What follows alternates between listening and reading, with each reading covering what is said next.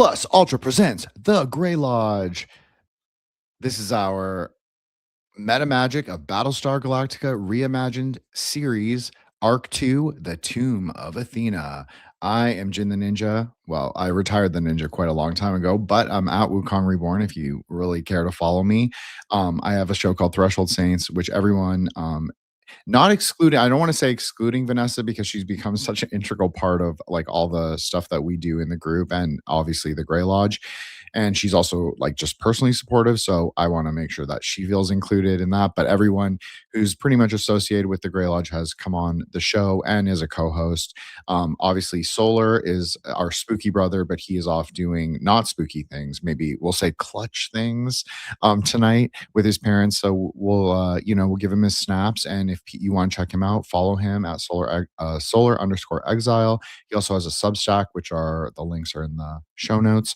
I'm gonna let Joshua go last, but I'll give him a little introduction because Eros isn't here tonight. So Eros to Ethos, if you want to follow her on Twitter, X, or you can subscribe, of course, which is what you should do. Subscribe to her channel, Eros Up, and but also follow her on X and Twitter. And then, of course, you have my other brother, Joshua, who has I mean, you haven't changed your screen name that much, but I think that because I have I have a lot of things that I kind of keep in my mind. So to me, it seems like it's frequently changing, Josh, but you are at WB Umbrella Corp and people should follow you. You also have your own podcast work, but you also are a co-host on Threshold Saints. And I want to, before I let you introduce yourself, Josh, I want to, and Vanessa, obviously, and Crystal, I also want to shout out Crystal's joining us. I was a little surprised. I was like, fuck yeah. And so obviously, please listen to Crystal's episode on Threshold Saints, Boys Over Flowers. I think it's had over 5,000 views on YouTube. So it's a little insane to me, like our small show, my small show, whatever it is. So that's a great episode. She's an herbalist and she's become my good friend. And so thank you to everybody. And I know that our group in general was extremely excited to do Battlestar because as we laid out last week, and I encourage everybody to go listen to Arc 1. What did I call it? Josh, do you remember what I called it? It doesn't even matter.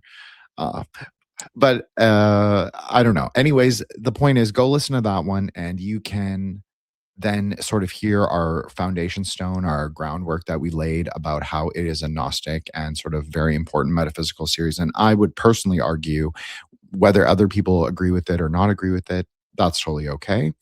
But for me, it is an aeonic series, and it very much is about the aeon of the daughter. And I still feel 2.5 years later that we are in the aeon of the daughter. I personally believe that. Of course, everybody can believe what they will. We are a consensus-oriented space. We come in consent to these spaces. Well, it's not spaces anymore, but these lives, and we transcend space and time to sort of be together in like goodwill and good intention and good relationship. And if you listen to the show from all the way back 48 episodes ago, you will hear like how our relationships have evolved and changed. And, sometimes people come and go, but honestly, the core group has stayed the same. And of course, Eros, well, with the exception of Eros, but funnily enough, she fits in so perfectly. It's almost like she's been there the entire time, in my opinion. I think Josh also agrees. I'm sure Solar would agree too. So I just want to say that. So I really appreciate it. I'm having a blast doing this. Just a little bit of housekeeping and then I'll pass the mic. But we will be doing the last episode of Battlestar, our series on Battlestar, the Lords of Kobol, next week, next Friday, live. And we will be also we will finally finish Epiphanion Part 3. So I know that I kind of put it on the back burner, but we are going to finish that. And then after we are finished Epiphanion, we are going to be tackling book by Michael Hudson, which I never remember the name of, but it's Temple of something. This was suggested to me by Bibliomancer Seth, who obviously has been on Threshold Saints and is a co-host on Threshold Saints as our convention. He's been on 2 episodes with Joshua at least. Then Solar read it and then was like this, and I was like, do you want to do this book? And he was like, yes, this is the book I want to do. So it makes a lot of sense. I think we're a very syncretic space. We're not, although a lot of us, including me, are more right wing leaning. I think that we are very open to incorporating new ideas, different ideas. And a lot of the people that listen to us, Seth and Ben, are, well, nobody knows who Ben is, but anyways, he'll know who he is. Have been instrumental in sort of making sure that we are at least open to some. Well, they never push, but I think it's important for us to listen to them. And they're much younger than us and sort of have a pulse on what's going on in the Zoomer online culture, or Zillennial. I know I'll get in shit for that, but Zillennial online culture. And so this was a suggestion of theirs, and I want to just make sure that they get their snaps too. And also I think that's it. Oh, so we will be also doing, and CJ is going to come. CJ is going to come on I don't know if it'll be in the next 2 weeks, but it'll definitely be in the next 3 or 4 weeks. So CJ obviously been on Threshold Saints twice, episode 75 and 85. He has an episode with Solar that will drop Monday. I'm not going to say the title, as is also our convention, but that will be on. It's a very tantric Buddhist heavy episode, as all of CJ's episodes are. But CJ's going to join us to do a series on speculative borderland anthropology. So we're going to discuss the borderland magic. We're going to talk about San Mashimon, who's from Guatemala.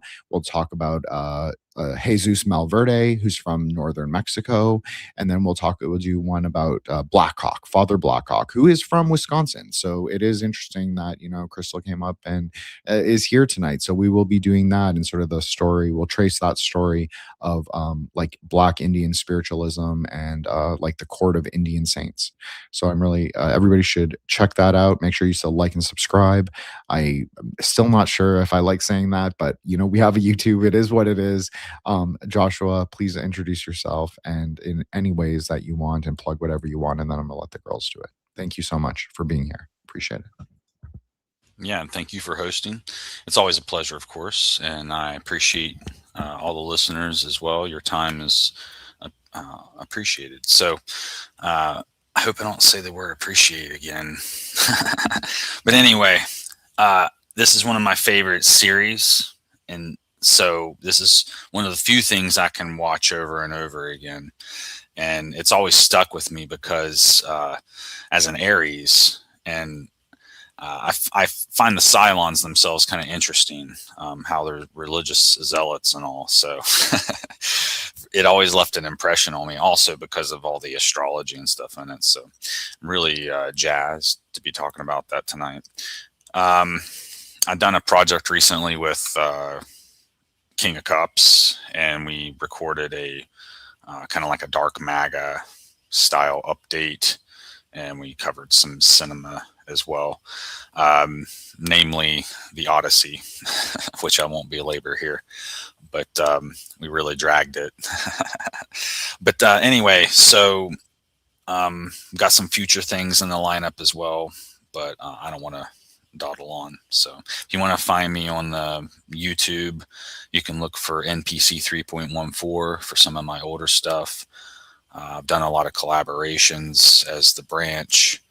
And then, of course, on Twitter's universe, I adopted the persona of a mad scientist named William Birkin, whom works for the Umbrella Corporation, so that I can talk about all the World Health Organization, Economic Forum,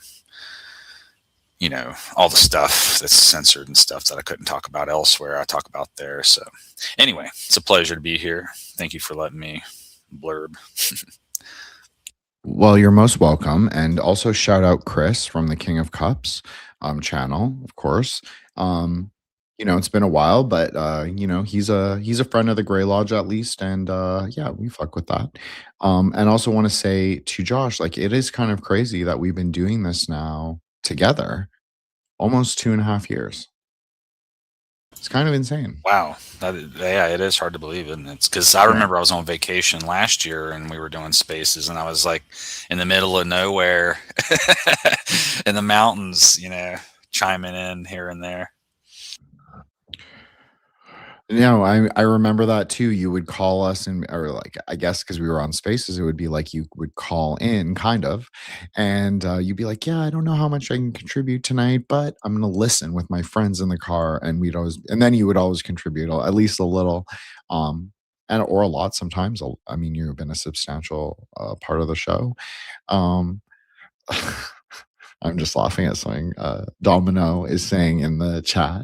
But yeah, I know. I mean, this is what the show's about. It's like it's without being cheesy, and I know we're all like older millennials up in here, but the truth is it wouldn't have kept going if it wasn't for like the friendship involved in doing it. So yeah, it's kind of crazy, but it's hanging on the fucking daughter. So let's go. Okay, sorry about that. Vanessa. Vanessa is a great friend to me, great friend to Threshold Saints, and great friend to the Grey Lodge, and also a member of the Grey Lodge, of course. And she has an Etsy store, and you should check her out on IG where she is most active. I'll let her plug all her things, but I just wanted to say, go check out Vanessa's Etsy and go check out Vanessa's IG. And if you want tie dye, like ask her. Astro Elected. But I'll let Vanessa introduce herself and her wares and let her plug. Hi, everybody. Yeah, my name is Vanessa. Everybody knows me as Truth and Dyes. You can find me on Insta, where I am mostly, X, Facebook, and actually buy my clothing on truthanddyes.etsy.com. Or you can contact me personally if you want something Astro Elected. I will do something like that. I have a background in English literature. I have a master's degree. Kind of comes into play when we end up talking about things like this. I've been studying esotericism for a very long time, herbalism, and I was super stoked when I heard that Crystal was on because I can't see. I'm new to this thing, so I can't see that she's on. And so when you said that, I was like, yes, she's become such a great friend and a really supportive person. And but anyway, you can find me at all of those places. And as far as the show, I watched it back in '04, and knowing we were coming up to this, I watched it again. And looking at it through an esoteric lens, it is just a completely different show. And I'm honored to be here. And I thank you for the invite, Jen. And thank you guys. Thank you so much for being here. Obviously, we had a couple spaces to fill, but even if those two baddies were actually here, which of course it is what it is. We're consensus based space. They come as they will and as they can. But even if they were here, I would want both of you to be up. And also anyone from the lodge who's listening to this. I know we had other people who were interested in the series. De Morgan, I don't think he'll ever come up, but well, you never know. I would like him to.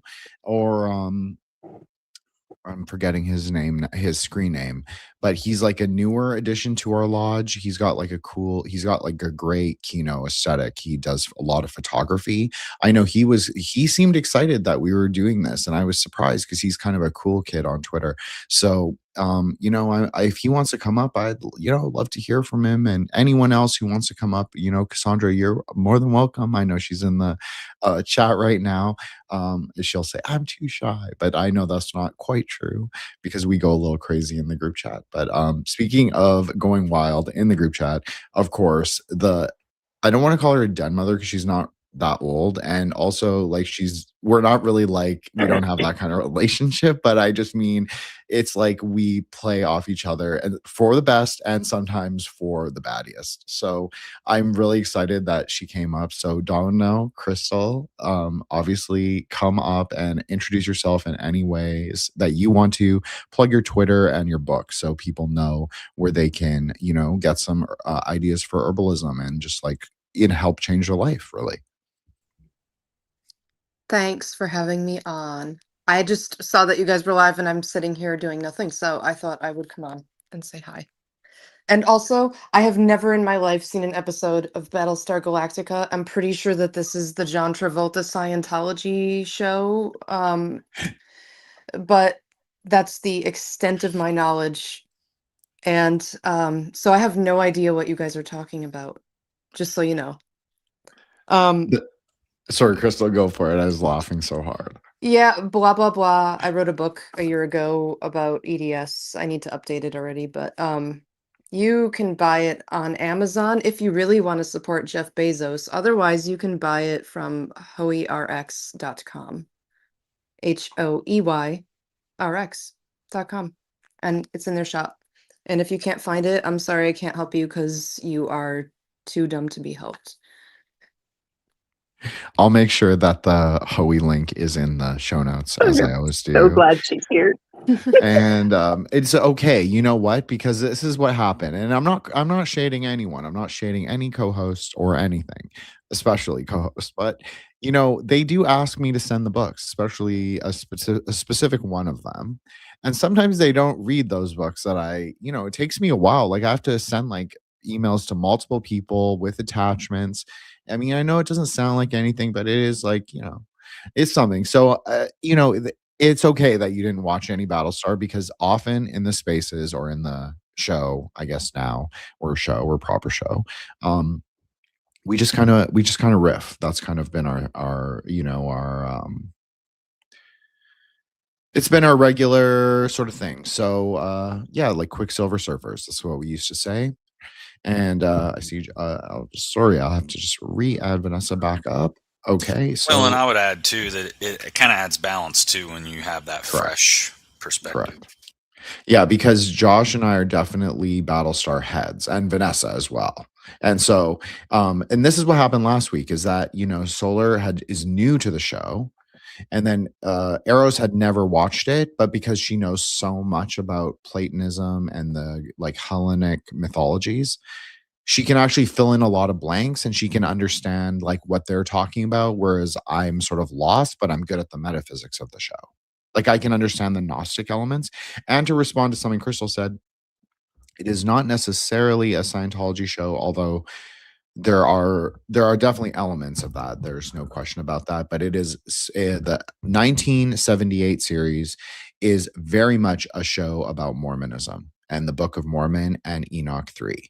It's like it's undeniable. They add in some really weird elements with like aliens and shit, but the 2001 version, at least we argued as a group, or well, I argued perhaps, but I think we all sort of agree that it's a Gnostic story, and it's probably better to label it under that category rather than like any, with the specificity of a religion, because then it becomes less ideological. And also, it is a very syncretic show. It's just like it has a lot of, Indian mythology from the Vedas. It has obviously the as we titled the spaces, the Tomb of Athena, and the last one, which I still can't remember what I titled it. I'll look it up later. But they all have like Greek names. That was kind of the theme. Oh, I remember now. The Eye of Jupiter. Right. So the series is very much based in like the Hellenic mythology, but it doesn't live there. And so for me, I think the series is very like 20, even though like Vanessa was saying, it's from 2004 and 2001, like partly. The original, I think that's what it's from, or 2003 maybe, the mini series. And so it's old. Like that's what they would say on Twitter, is the kids would laugh and say, oh, that's so old. And it is in a way, but it actually makes a lot of sense. Like, yeah, the special effects, it's not like the super kinoist of all the shows, and definitely that's why I use the art from the 1978 version, because it is a lot more kino, and it's a lot it's more interesting, I think, from a art like aesthetic and an art perspective. But the series as a story, as a narrative, makes a lot of sense. And it obviously, as I said in the very beginning, it's an aeonic story. It's about the exiles of the last dregs of humanity, who have nothing in common really, who like, even in terms of race, they don't even really have that in common, because it's really divided much more by like former colony. And so they're basically, so this is for Crystal, is that this last dregs of humanity, 51,000 people, they're escaping basically a Holocaust. It is what it is. And so against these robots who've basically come to kill them.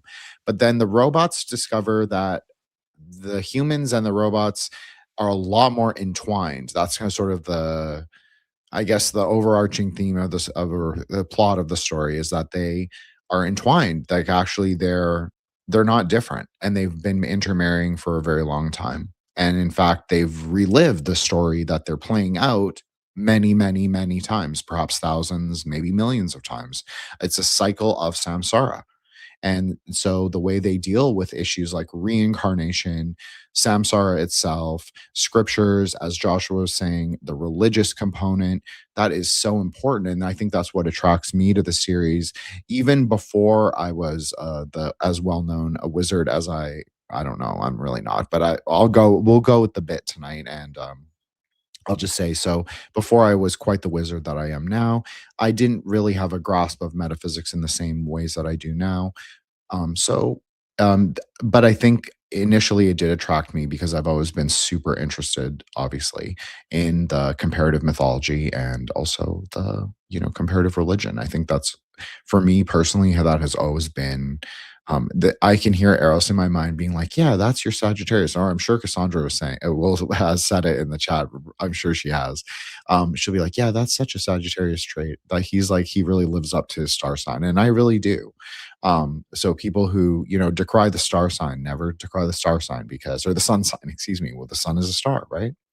So yeah, never decry the sun sign because the sun sign it is a lot of who you are. It really is. In some ways that I actually have come to appreciate the ways in which it is weighted, even though I am notorious for getting into fights and being blocked by most of astrology Twitter, thank God. I also think that there is an element of like weighting the star sign is actually more interesting, at least, but it makes metaphysical sense. And why does it make sense? And how does it relate to Battlestar, you will ask? Well, the sun is able to combust any planet if it is positioned in specific ways. So as I posit for the space and for like threshold saints, and what I personally believe is that the stars are actually higher than the planets.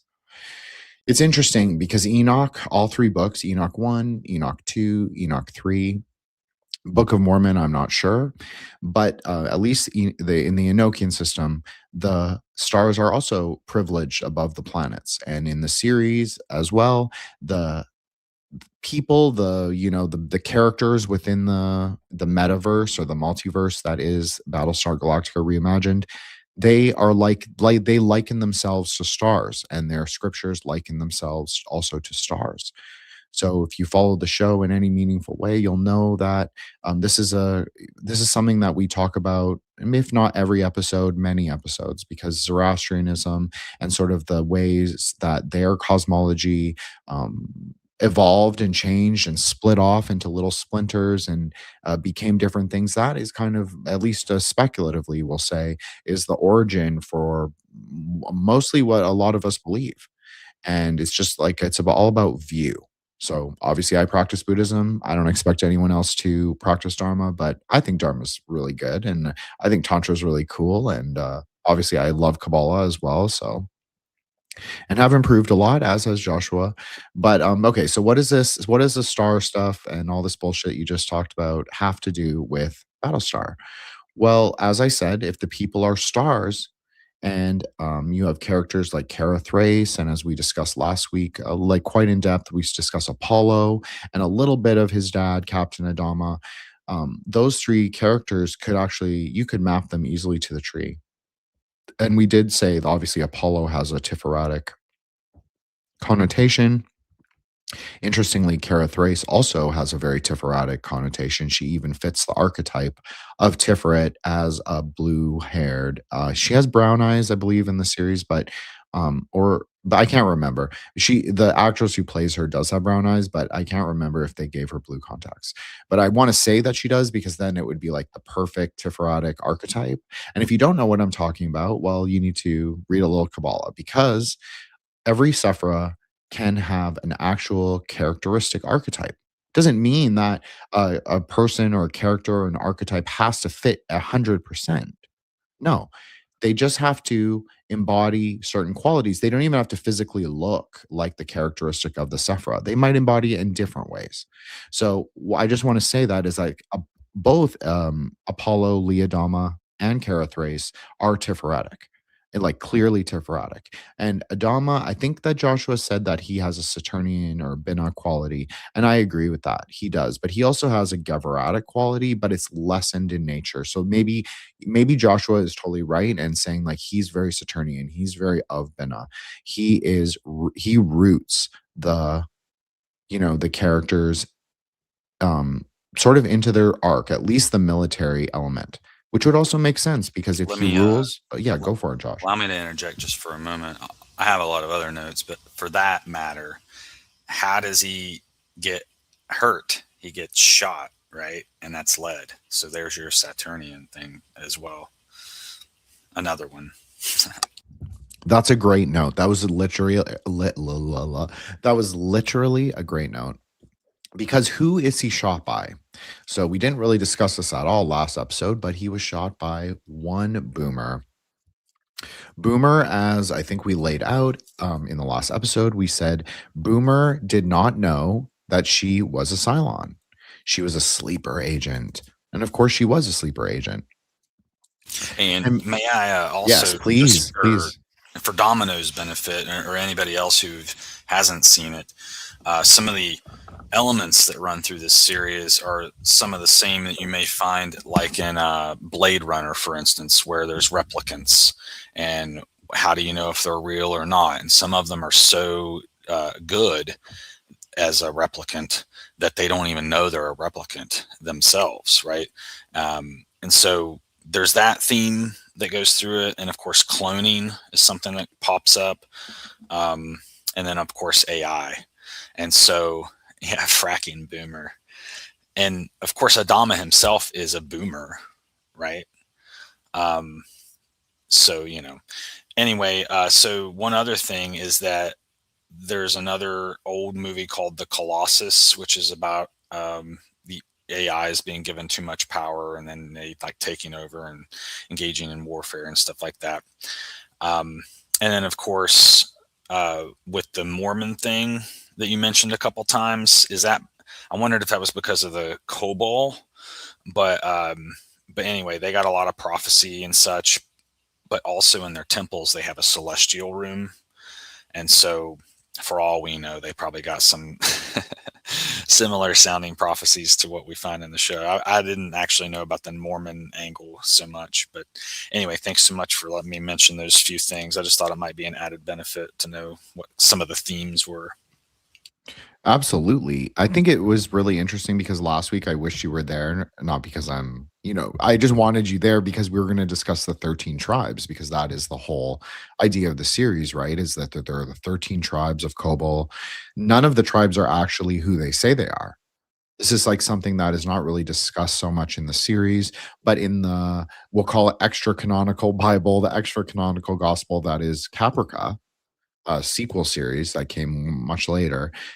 It is discussed. The original settlers to Sagittarion are not from it's ambiguous. So we'll leave it ambiguous, but it's hinted at strongly that the settlers to Sagittarion, Erelon, Tauron, Caprica, all of the planet, all of the colonies are actually not the descendants of the colonies of which they're named after. But there is a kind of ethnocentric identity that sort of supersedes, like they do the We Was Kings. They say, oh, we are the chosen people. We are the descendants of the original Lords of Kobol. And so if they were really clever, maybe like take a note from young Jinskis, they would have called it the Lords of Kobol. How's that for a dad joke, Joshua? Pretty good. Thanks, Vanessa. I appreciate that. So Boomer shoots we'll call him Admiral Adama because AA, it makes sense. Astrum Argentum. Shout out to those guys if they're listening. Also, I think it's cooler. That's an interesting point to make because when you said Battlestar, I thought, oh, I mean, of course that seems so obvious, right? But it's right in your face. It's like, well, which star exactly is the Battlestar? Like, what's the influence here, you know? So is there like a star that maybe the Cylons are, you know, based out of? Or so I never really paid attention to that so much. But you mentioned stars and planets so much. This is a good way to sort of bring me back around to what we're actually talking about. But no, this is exactly right. So the Cylons ships are called base stars.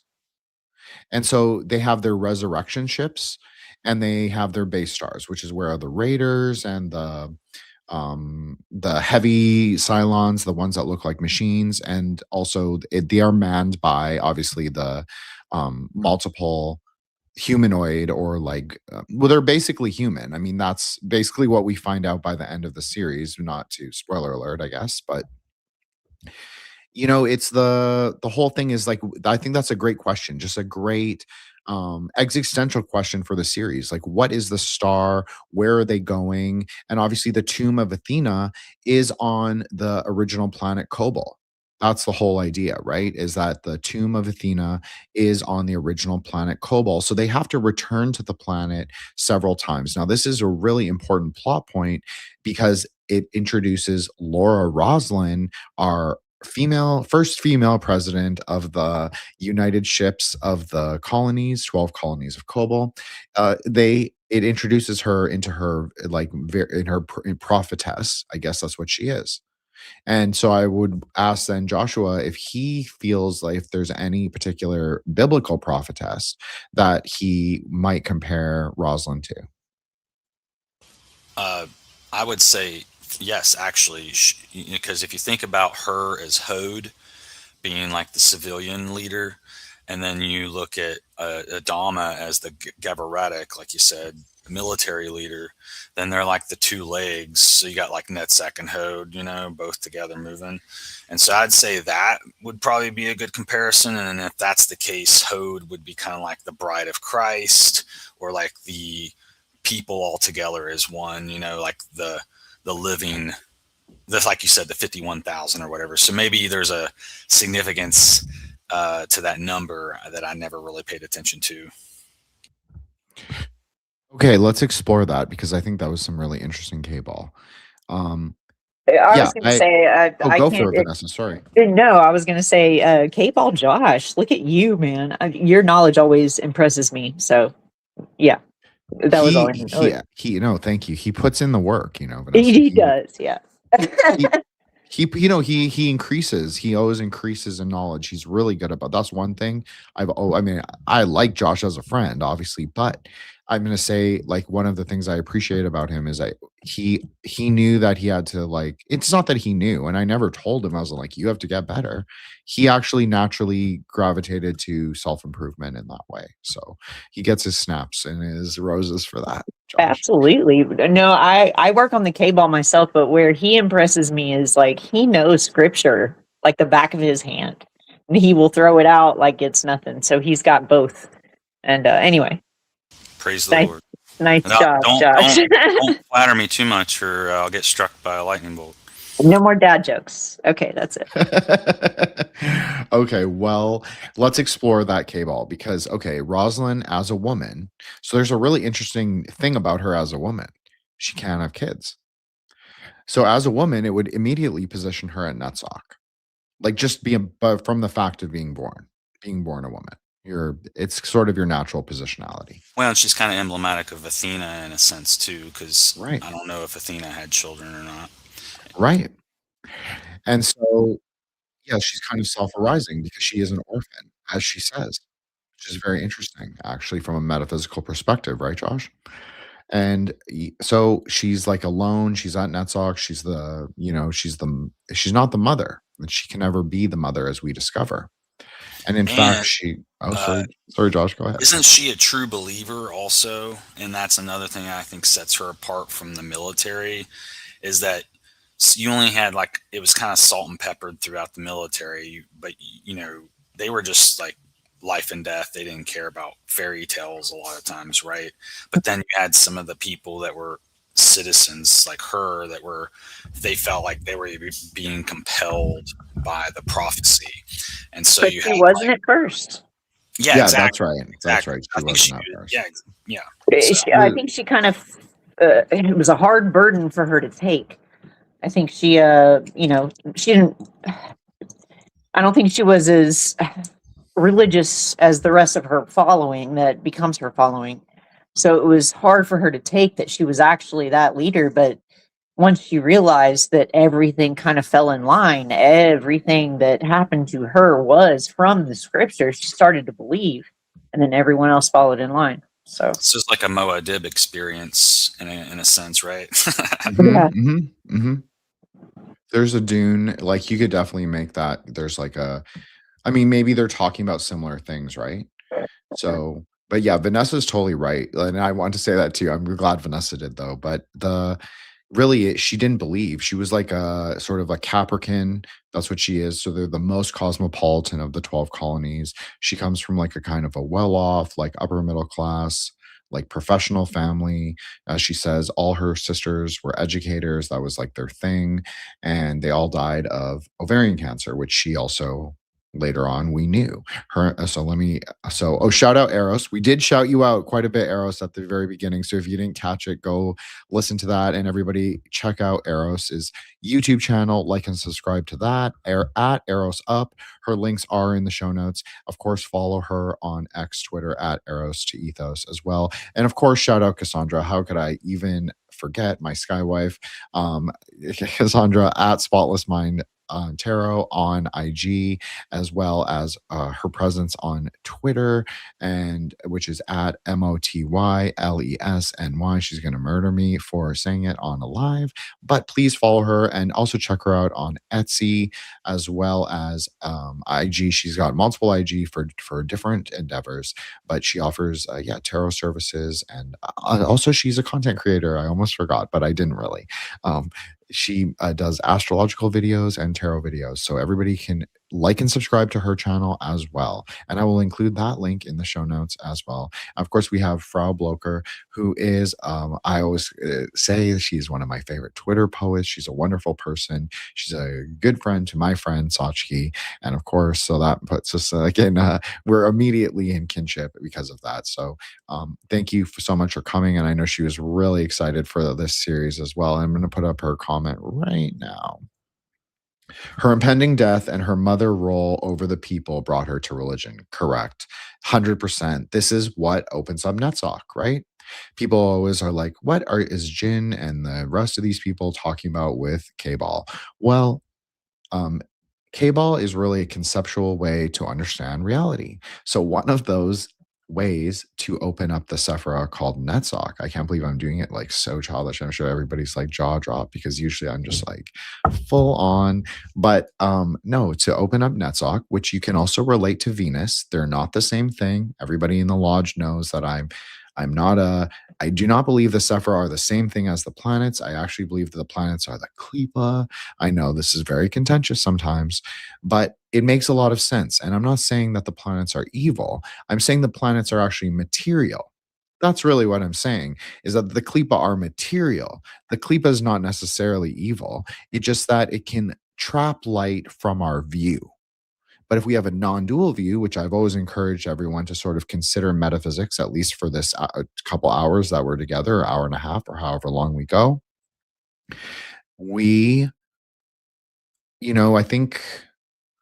I think that you have to recognize that, yeah, that's probably true. The planets are the minor archons. This seems to make a lot of sense. This is a lot more dharmic. This is a lot more Eastern. This is a lot more Zoroastrian.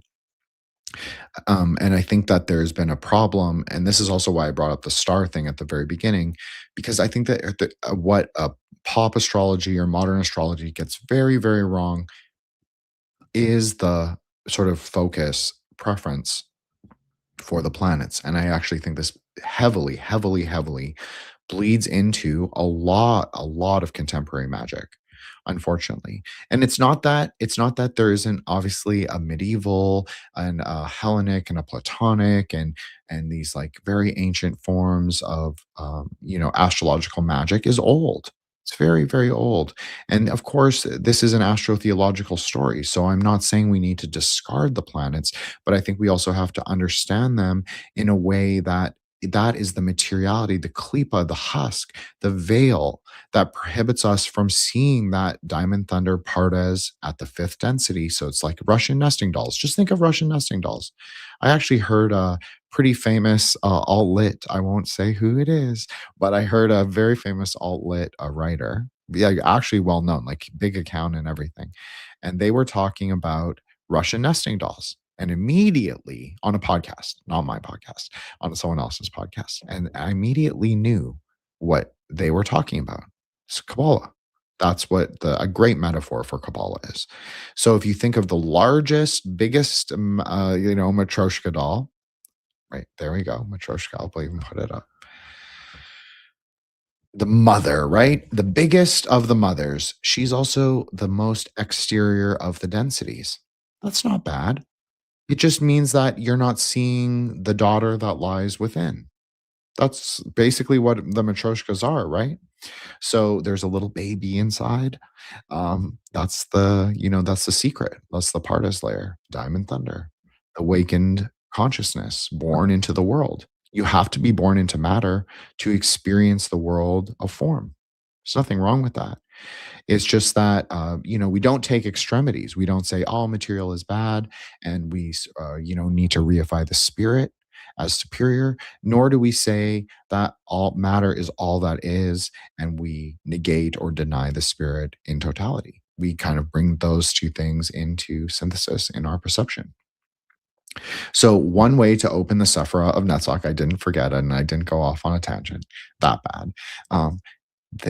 Basically it's through faith. So you have to think of where does man start? I'm saying that Rosalind is at Netzach. Well, Josh said it because she's a woman. She's at Netzach, but she's actually not at Netzach. Why do I say that? Because she doesn't have a womb. Now, you might say, what does this have to do with anything? Well, actually, it metaphysically makes it makes a big deal difference because she cannot be the exterior mother. And it also Kabbalistically makes sense because there is an attribution of Netzach or Venus to the inferior mother. And this is exactly how Tantric astrology would also describe it. We would also say it's Durga or Chandi. And we won't get into why they are inferior mothers. And when I'm saying inferior, I'm not talking about, they're not real necessarily. I don't necessarily believe in their full realness external to me. I think it happens in a dialogical exchange of the practitioner or the believer and the deity, whatever that is externally. But they are just immanent in the world. And so they cannot also give birth to it. And they also cannot liberate from their own confines. They are not fully in their own will. They do not fully understand who they are, and they may not even understand their own name. Now, what does this have to do with our erstwhile president, Rosalind? Well, she cannot have kids, so she chose to be a teacher. And in her choosing to be a teacher, she falls in love. But unfortunately, the person she falls in love with is a married man. And why is this it's a problem for many reasons. But of course, they end up having an affair. And he then becomes a politician, of course. And so she becomes a politician, of course. So they're closer together. And she kind of says that, I didn't want to do it. And maybe that's true. And I'd love to hear what Vanessa has to say of how she thinks like Rosalind's sort of pathology or pathos or where she wants to go. But I personally saw her as a little bit bloodthirsty, a little hungry for it. Like I think she liked it. I think she got a little taste of what that really meant. And I think she presents very idealistically. But I actually don't think she is. I think she's extremely shrewd. So this would also fit very much, we talked about at the beginning, archetypes and characteristics and how they can fit into the Sephira. Well, for the Sephira of Netzach, this would be that kind of spider mother. That would make a lot of sense. And when so I was thinking too, like with her name, Rosalind, that to me sounds very much like Rose. And if she doesn't have a womb that's functional per se, then the rose is that part of the flower. So you know what I mean? It almost draws my attention to that once again. So there could be some deeper meaning there that maybe you guys that know about plants. maybe Gosh, Rosalind Temple. Yeah, exactly. Yeah, Whole Christ, right? yeah. Yeah, man, totally. And she has red hair. Now that you're saying that, Josh, about the flower, like what everybody should be doing when he's talking about the rose is you should visualize in your mind, in your mind's eye, not in your mind, but in your mind's eye, you visualize the reddest rose you've ever seen. And it slowly, slowly, slowly unfolds before you. That's also Netzach. Don't get fixated on the red color. It's just part of the density. It's not the whole thing, right? Like the Matryoshka dolls. It's just one of the exterior colors that you see. It's not the fullness of what it is. Anyways, we won't get into that, but that's exactly what the characteristic for Netzach Venus would be, is that red rose. And that's a perfect plant. Obviously, Venus and Mars, Gevra and Netzach have a very deep and close relationship. And it's mediated, interestingly enough, by the Sephira that we spoke about at the very beginning, Tiferet. That's what mediates the relationship between Gevra and Netzach. So it's a very important one. Also, Yesod does as well. So I just want to say that it's always the sun and moon together. That's how you have to remember, especially for jinns. I'm going to brand it tonight. We'll say the Grey Lodge, our style of Kobol, collectively. I think that's better. I think that you have to remember that it's always Tiferet and it's always Yesod together. The sun and the moon always together. We always used to say this. I'm sure Joshua remembers. I'm sure Vanessa remembers. It is synthesis and rectification both together. That's sort of that's the alchemical point. It should be brought into the center pillar. And it's a lot harder to do that. It's a lot harder to moderate yourself and your opinions and your beliefs and your exteriorities. It's hard because the human mind is, as we always say, infinite in its capacity.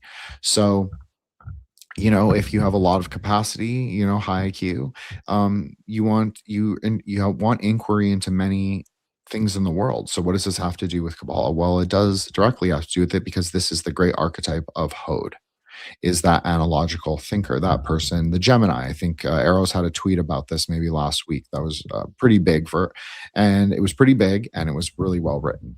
So she was talking about how the Gemini has this amazing power, more than all the other zodiac signs, to sort of be expansive in their inquiry, meaning that they will explore many different ideas. Now, this has its own, of course, there's its own klipas that arise from any kind of positionality on the tree. That's why I always say, it's not just me saying this; it's all of us, and it's also like the more traditional kind of Kobol, like the more the kinds that I like, Cordovero and even Lurius, and a lot of I like the sort of post-theistic, non-dual kind that everybody knows me for. May I Please, Josh, go ahead. And mind you, all this stuff's just things that are coming to mind as we're having this conversation. So I really appreciate it, because I never thought so deeply about it before. But I was thinking about the warrior class as Netzach, and then of course their citizen class here is Hod. And I was thinking too of them as a living body, right? So I was thinking, so this is maybe how the Saturnian element unifies the two, because I mentioned in chat about the two shins even. There's like a two-part to it, where I think the citizens kind of represent the flesh and the warriors the bone, or something like that. And then maybe the blood is what is kind of unifying them in a biological, physical manner. Of course, and then if you look at it from an energetic principle, maybe it's faith and loyalty or whatever.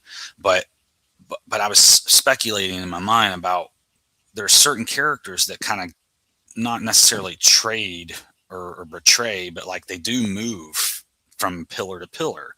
And so where does that crossing take place? And so maybe Tipperath, because love is what sometimes sways them, right, to maybe move from one pillar to the other.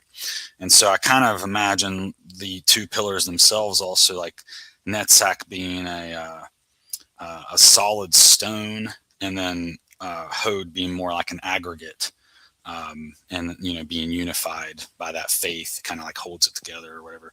So anyway, those are just, and they're losing ships and stuff too throughout the series, right? So like big pieces of that aggregate are getting lost, and so what does the warrior class have to fight for if there's no citizens left? And the citizens, of course, are wholly dependent on the military. So I just think it's an interesting relationship that they both have. And so thank you for letting me share that. No, that was Josh, great, Josh. Sorry, I think he I think he nailed a lot of things. The flesh and the bone. First thing that came to mind is when Starbuck gets stranded on the island, or not island, but the planet, and she finds the silent ship, and she's trying to make it work so that she can get out because she's running out of oxygen. And once she gets into the ship, she realized that it's made of flesh and blood, and it breathes air. And so that came to mind. And then you mentioned love, and that's all the Cylons are looking for. The reason that they can't breed is because there is no love between them. And the reason that Boomer, or her other character, is allowed to breathe with Hilo is because they share love between one another. I think you just nailed a lot, Josh. Yeah, both of you actually did. Like, I can just retire now. For real. No, Josh, okay, so that was really interesting because as you said, and then Vanessa tied in something that I'm going to tie in, but let me get there. So Josh said that, of course, Netzach is like a diamond. We've said this as a lodge, as a space for years, basically. Netzach is, you can liken Netzach to a diamond. It doesn't necessarily match the immediate colors that you will see in Hermetic Kabbalah, but I actually think this way of thinking about it is a lot more accurate and a lot more interesting. And I'll tell you why. Because what happens when light passes through a diamond or a crystal, a cut crystal? It refracts into light, different colors. What are colors really but the names and words assigned to light, assigned to things we see? That's very Hode-like. So you have this immediate Hode, Mercury, and Netzach connection, like Josh was talking about. And interestingly, in Jyotisha, the stone of Mercury is an emerald. Green is a color of synthesis. Now, I know people will say, oh, well, what are you talking about, Jin? Because if I go Google right now a Kabbalistic tree of life, it will show Netzach as green. And I agree with that. In fact, I think that there's a reason for that. And I think it's a reason why a rose is actually multicolored. It's not singular, right? It's green, and it also has the, of course, the whatever whatever flower color it has, but it actually has an inner core, and it also has the stamen, which is usually yellow, even if it's small. So you actually have 5 colors in, it will just use a conventional red rose, like what everybody thinks of as a rose in general. We can blame the floral industry. I know Crystal's probably thinking like, that's not really a rose. And I agree, it's not really a rose, but for our purposes, it will say it's a rose. And so just think of that and think that there actually are multiple colors. There actually are contours, and there are actually places where they bleed together. The thorns are actually, it's kind of muddier. It's kind of actually more brown, and there's like a red-green mixing that happens.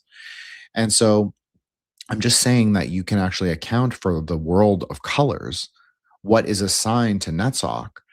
You can account for that through the gemstone jade. Now, why am I bringing up jade when I said Netzach is a diamond? Netzach itself is not a diamond.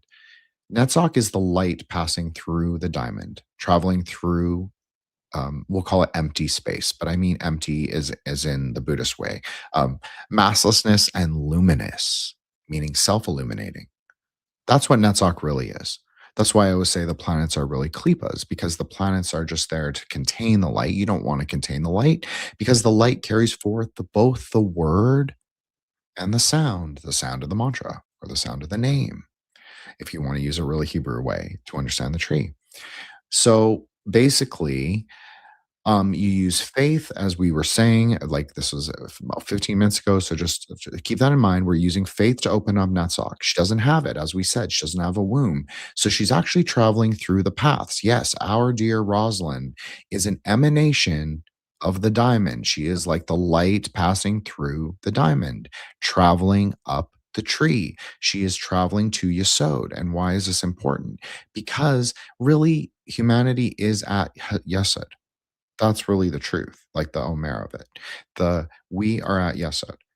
And we are looking upwards because we ourselves, our physical bodies, we ourselves are Malkuth or Malkuth, if you want me to be proper. So we are looking up just like humanity does. Just imagine it. Even like 80 years ago, when, something we talk about, like in a more, I wouldn't say it's necessarily a parapolitical way, but we definitely do touch on all of those things. It is like he was looking up at the stars 80 years ago and saying, can we get there? How do we get there? And it doesn't really matter if we believe like what the nature of space is. We have space that we can interact with here within our atmosphere.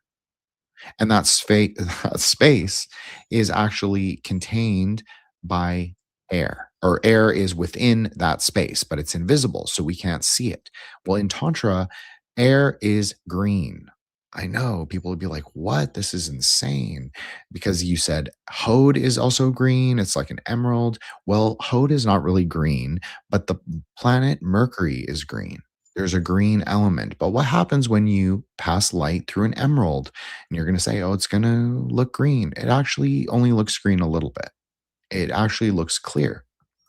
And so there's an idea in Tantra that the green, then, just like green Tara, is the remediation to all poisons. So emerald becomes a great subjugator of poisonous things. So you have this green light that we've talked about many times, having this potentiality or power to pacify the worlds, the three worlds. So you all know I'm a Buddhist. So obviously the Buddha's name is Buddha, Gautama Buddha. Buddha is a title, and it means the speaker, he who wields the word, the Bud. He can speak. He speaks, and as I said, what is the word? The word is light and sound. So if you are able to speak the words, the true words, whatever the truth may be for you, if you are able to speak those things into reality, you also make the lightning flash. You also illuminate all the Sephira on the tree if you know the right words and their proper order. So there you have Hod right there, basically what I described. And if you go look at a picture of the Buddha, you see he's wearing an orange robe and he often has a green halo, and he's also sitting under a tree. Those are all Hod-like colors as well. Multiple colors. That's how you have to consider all the Sephira. You cannot just look at a hermetic tree, no matter how many times you repost it and say you know Kabbalah. I'm not talking about anyone in particular. I'm just giving an example of like what a fraud would look like. You have to understand the tree as being very dynamic. It's not static, but it's also not whatever you want. It has guidelines of what they can be. So if you understand Kabbalah, like medieval Kabbalah, you will know that orange and green is the older attribution for Hod. It's often understood as a orange color with a green Pardes layer. So it makes it unique among the other Sephira, where they are considered to have a turquoise core, diamond thunder. Now, in the updated Kabbalistic ideas about post-1700s, the color gets updated and it becomes papaya, meaning pink, and turquoise, a turquoise core. It actually makes sense, but it doesn't make sense right away. Because if you think of it in an aeonic way, which is part of the reason I started talking about aeonic thinking and aeonic cycles, is because you have to understand that the tree sometimes gets changed. So this can be either good or bad, or it can be updated. And updated, I'm not talking about software or sim theory or anything, but maybe our perspective, our view, our sort of way we understand ourselves and our positionality in the multiverse, which also means the positionality on the tree. The way we are looking at the planets and the stars changes. It changes because of the narrative. It changes because of the story. So basically, you can update the Sephira as long as it's referential to both Binah, wisdom text, as well as experiential wisdom, Hokmah itself. So you must have to have the Sephirotic understanding through the experience and through non-dual gnosis to recognize that, yes, actually papaya and turquoise is the color right now. This is the Aeonic colors. And sometimes I'll say pink and lime green. So what does this have to do with Rosalind? Well, you have to understand her as the daughter because she, as I said, she can never be the mother, but she's the mother in deficiency. So she's not really the daughter either. But for this beginning part of the story's arc, she functions as the daughter. So basically, what I'm saying is that the Aeonic archetype or the Aeon itself actually can travel along with people who fit its characteristic, which also is interesting because then it passes on the story to Kara Thrace. But it takes a little bit of time, just like Joshua was saying. It's the journey from Hode to where does Hode actually like to live. The analogical thinking mind, that powerful mind that Eros talked about in her tweet, it actually needs to rest in Hesed. That's actually the correct terminus for a Hode-like mind. It's to rest in loving kindness, like Green Tara. We often talk about Green Tara. So, of course, Hesed is incomplete. So, like Joshua was saying, you would have to sort of put this kind of, well, we're a metamagical space, so let's talk a little bit about metapolitics. So, often we've discussed how you should understand sort of liberalism and liberal democratic politics as being tied, at least very currently, to Hesed. And I think this plays out with the colors of blue that we see assigned to flags and assigned to, various movements in the world, and the evil right-wing fascists, which many of us have been called, which may or may not even be true, maybe, speculatively anyway. So that is often depicted as red, right? Red and black is very frequent, but sometimes you see red and white and red and brown, all that. But red. So red and blue, you have these two factions, these fire and the water, very literally. And so what I wanted to tie in with Vanessa, I told you I was going somewhere with it. But so Vanessa mentioned that Kara Thrace was stuck on the ice planet. Well, what element could you say Netzach is? What state of being is water? Because that's the blue pillar. That's what we're talking about. Fundamentally, in alchemy, that is what we're talking about. That you are assigning the Sephira states of the nature of the world, states of the nature of being. So we're saying the blue pillar is then likened to water. So what state is the most dense of water? Of course, that is ice. Of course, you can cut a crystal from ice. Of course, you can hold the crystal or the cut ice to the sun, and you will get light passing through, which is the perfect metaphor for Kabbalah. Because what is the color of water? The color of water is actually clear, like a diamond. Because if you melt the water, it's clear. If you boil the water and it becomes steam, it's also clear. So you must also admit that ice is also clear, but you cannot tell because it actually refracts the colors of the world, which is the blue-green of the sky. So you also must say that Hesed is this blue-green. So, but it's always being reflected, or I should say, the flame of Gevra is always being reflected upon the waters of mercy. The flames of strength are always there. So if you're doing Grey Lodge's speculative Kabbalah, you'll imagine, I always like to say the ocean because the ocean is a better metaphor for it. But if you only live by a river or a lake, and I know that we have many Midwesterners amongst us, this is also, you can also imagine this in your mind's eye, is that you'll imagine on a very sunny, very clear day, the sun very strongly shining upon the waters. And the water is moving. It can't be currentless. It has to have that little flicker of the waves. And so you will see the light actually flickers across the water. So this is the interaction between Gevra and Hesed. It's the... Do you know the name for that? Play on the water like that? No, what is it, Joshua? It's called a cat's paw. That's very interesting. When the wind plays with the water like that. And a cat's paw is also got another meaning. It sometimes is like a dupe or like a tool, like somebody that's like a fool or scapegoat. So maybe there's a Saturnian element there. I don't know. Anyway, sorry to interrupt. I just thought that was funny you mentioned that, because I lived many years on this earth before I learned the meaning of that. Well, that's interesting for two reasons, because obviously we always say, or I always say, or yeah, we've always said, even though it's been contentious among us sometimes, is that well, we'll say it's a Jyotish or a tantric way to understand, is that the dragon planet Ketu, he swallows the sun. What is his gemstone, you may ask? Well, his gemstone is a cat's eye, and he's deeply associated also with opal.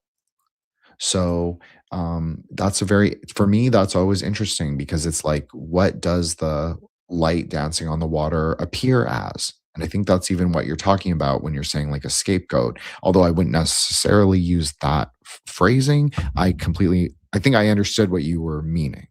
And so I would say it is the appearance of effulgence, the sparkling.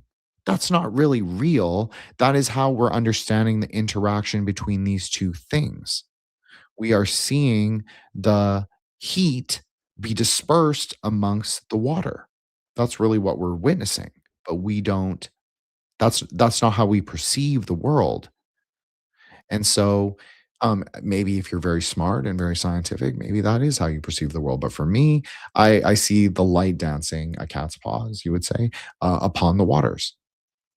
So that's a great. And so where does the dialectical synthesis, or dialogical, if I'm going to use my language, but dialogical synthesis happen between Gevra and Hesed? Of course, it happens in Tiferet, which is where the light comes from, the light that we see. So Rosalind and her liberal democratic politics, which becomes more post and post-liberal with time. Very interestingly, there's your Saturnian connection, your Hesed Bena connection, Joshua. Her politics change with time, and she also ages, and she also dies.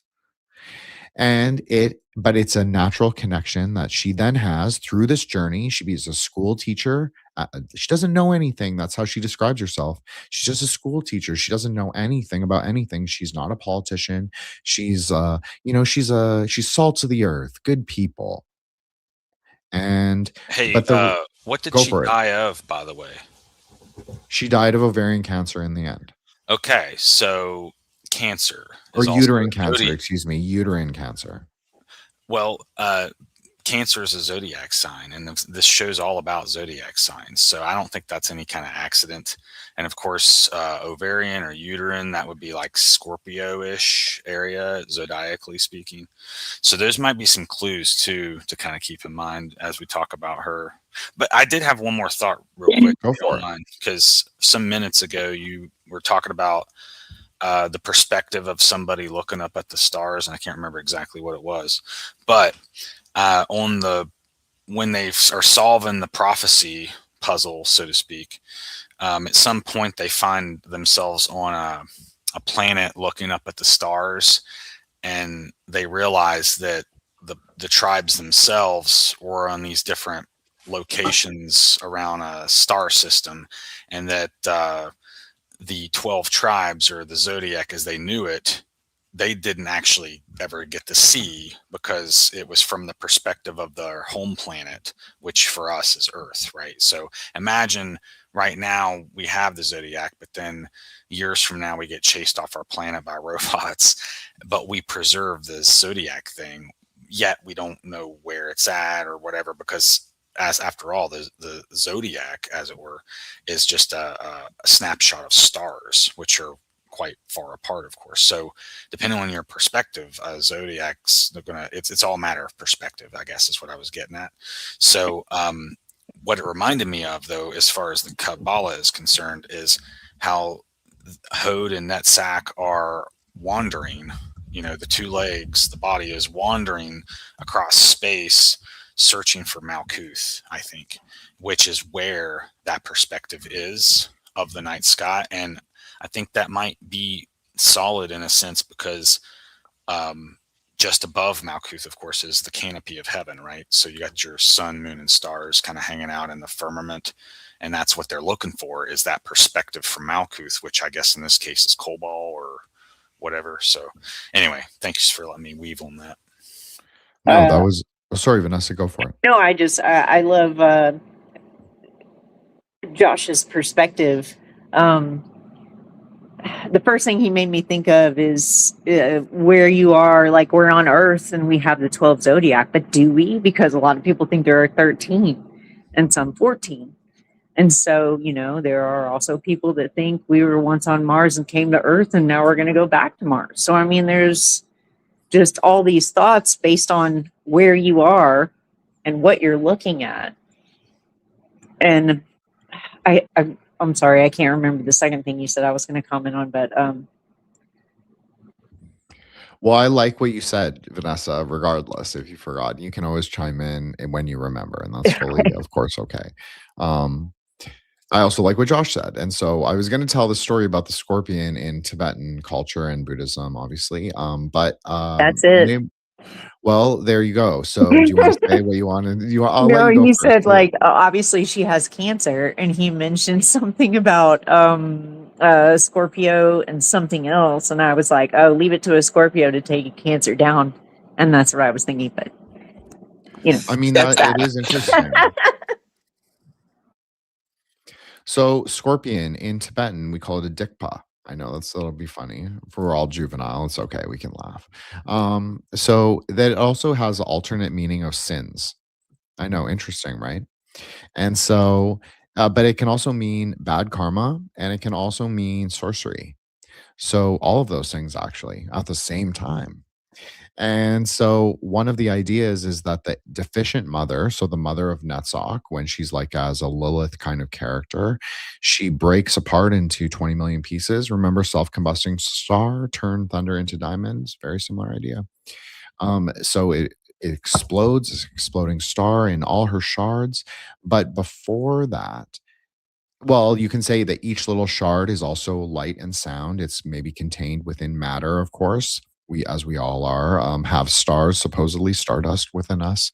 Maybe that is also the Gnostic story. Maybe that is like something they seeded into the reality. I know Crystal's like thinking like, yeah, this sounds like the OA kind of. I'm like, yeah, it kind of does. But yeah, so maybe we all are stars, and you know, we are all from that point of combustion of Venus, and we all like have these little sparks of light within us that are trapped in the evil matter. I don't think that, but I know that is what people think of when they think of Gnosticism, and it's definitely not how we, I think, collectively think of Gnosticism. But of course, people can believe what they will. Hey, may I also go for it, Josh. weave on something too? Because I think, and by the way, for Crystal's benefit, and again, anybody else who hasn't watched it, there's movies that are kind of standalone. So if you didn't want to watch the whole series, you can kind of get a gist of the story from those. But there's another kind of spin-off series called Caprica. And if you watch a little bit of that, at least the beginning of it anyway, is like the most important part. The guy that created the Cylons, he was a scientist. And it kind of reminds me of the storyline of Terminator or whatever. But anyway, his daughter happened to be like an activist. And she was protesting against, you know, advanced technology and AI, cloning, you know, all this stuff. And of course Caprica, it's very like traditionalist, old-fashioned kind of society, I guess. But naturally, with the two shins of Capricorn, we got like the technology Aquarius side of things too, right? So I think that you see this theme throughout it, where the Cylons themselves are super advanced technology, but at the same time religious zealots and like conservative. So it's like a dichotomy of sorts that kind of projects throughout the series. And when the Cylons were created, his daughter, she dies in some type of politically motivated attack, let's just put it that way. And because of his grief, he models the first Cylons after his daughter. and because she herself was a religious zealot, all the Cylons that begat after her were copies of copies, and so copies of her. And so it reminds me of some of the tropes you sometimes see in like in Resident Evil, when they, the Hive AI is a cloned version of the guy's granddaughter or niece or whatever. So, it's like, well, when this happens in our reality, who will it have been a clone of, right? So there's some speculation there. Thanks for letting me talk about that. I actually have something too. Okay, go for it, Vanessa. Sorry about that. No, I'm always like jumping on what Josh says. But like, one day we need to have a whole show on Resident Evil. But secondly, I also have something for Crystal if she's still around. Yeah, she's here. I don't know if she wants to talk, but she's here. I'm still here. I'm just listening quietly. Okay. Well, okay, there's a very important part of the show in which the president is dying, like horribly dying. And like they put her in jail. And, I guess there's a priestess who has been giving her medication, if you will, and it's called Kamala. 20 years before the actual Kamala, it starts with a C. Anyway, it's a drug called Kamala. It's a psychedelic. And it's how she starts receiving her visions of what she needs to do, how she needs to do it. They'll show her a map, and she will see the entire future on the map, and nobody else will see it. And so I was wondering if since you're an herbalist, if there's a drug, of course, psilocybin is the first thing we all think of. But what do you think of when you think of a drug that, when given to someone ceremoniously, even not even in that tone, just to keep someone from dying, yet with side effects? Is there something that we have that would be similar? I mean, I think an argument could be made for a lot of different things, but they all act slightly differently. And I don't know what all of them do. I'm hesitant to say, like, this absolutely does this, because every experience with anything psychedelic, as you know, is very personal and based on the person. So, True. It could be that psilocybin does that for one person, and it could be that the next person needs, iboga or something like that. I'm sure that there's others too that have more specific uses for any given thing. I'm not very well versed in like all of the hallucinogens of the world. I mean, I know a few of them, and I know the ones that I know, and the ones that I don't, I wouldn't really mess with and tell people what they're for, because it's not my medicine. I haven't worked with it. True. And it is fiction. I was just curious what your thoughts were. Well, if you're interested, I do have a thought, Vanessa. Okay. Well, Kamala is a Sanskrit word. It means lotus. I'm not trying to. So, but I don't think for me, I agree with Crystal. Like, I don't like to talk about psychedelics either. Like, just for me, because people will be like, oh, he's saying it as like something to do. No, I'm not saying and to do anything. Obviously, everybody use their own discernment, their own fire, Gavrotic fire, and, decide for yourself your will of what you want to do. I'm not recommending anything. But I also always thought when or even originally watched a series that they really were talking about like cannabis. Because cannabis can, there are certain cancers that it has some clinical success in reducing tumor size. But I'm not saying that it like cures anything. I'm just saying it has like anti-tumoral properties. So for me, that's how I always interpreted it. But I understand that that's not probably a great thing for people who are like, well, everybody knows I like to smoke pot on our Friday Night Lives, and Joshua obviously does, and you obviously do, and Crystal obviously does sometimes. So I know that that's not like it doesn't seem like what our experiences are would parallel hers, but I do think it's interesting because Lotus The first one did. Yeah. Yes, Yeah, the that was first the time first you thing I did it, thought of. right? Yeah, I agree with that. The first time you smoke pot, it can be an extremely psychedelic experience. Depends on your, what kind and your level and all of that.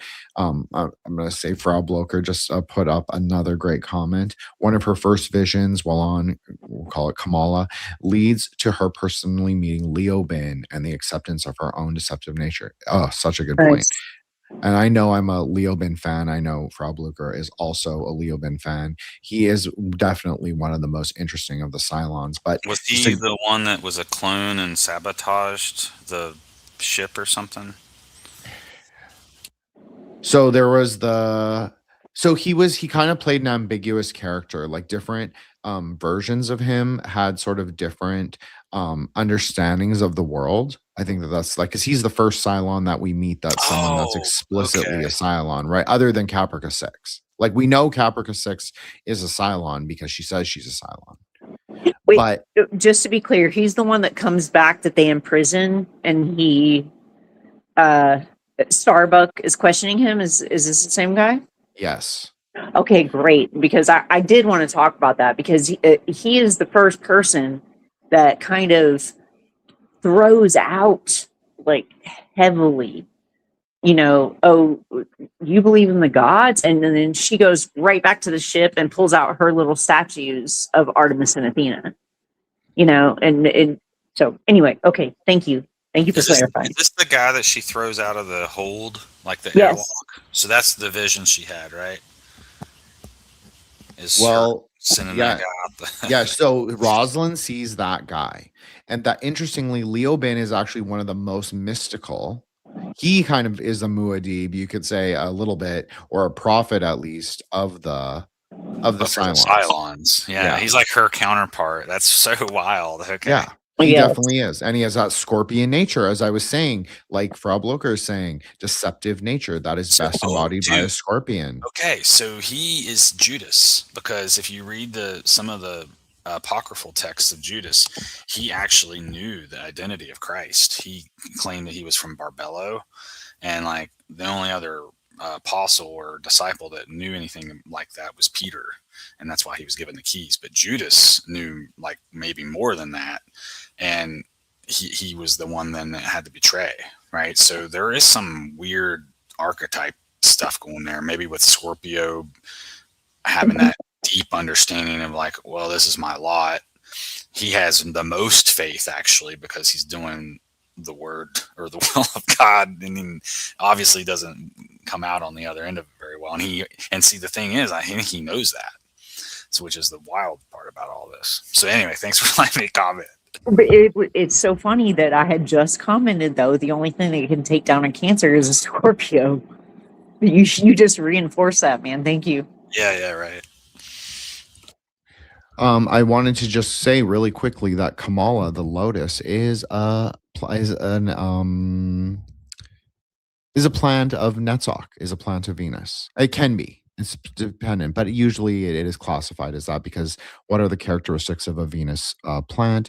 It is big flower, obviously, no pun, but very fragrant, obviously very ephemeral, but it can also be a thing that buds a lot, or it can be something that a bloom is very long lasting. Those are both traits of Venus. I know people say, well, roses don't last a long time. Well, the ones that are that are cultivated for like the flower industry, but also like for rose gardens, especially in Central Asia, like think Turkey, Iran. Obviously, this is an interesting kind of metapolitical idea right now, is Central Asia. So basically, so the roses that are bred for that, cultivated, which is an element or a way to open up Netzach, as is faith. You need both of those things. You also, so that is sort of the deficient mother, the mother without a womb. It is a way to amend her negative Venus. You could say that. And so the Venus, the element of Venus that is negative is the lustful, sinful, as Frau Blucher said, deceptive nature. And some people will ascribe that to be a woman, but it's interesting that the show, as I like to say, posits a sort of non-dual resolution to this paradox by positing her, equal and opposite, as Joshua said, in Leo Bin. So Leo Bin is on the saint's path. He is on the path as with Rosalind from Netzach to Yesod. Yesod is where the fire and the water are actually resolved.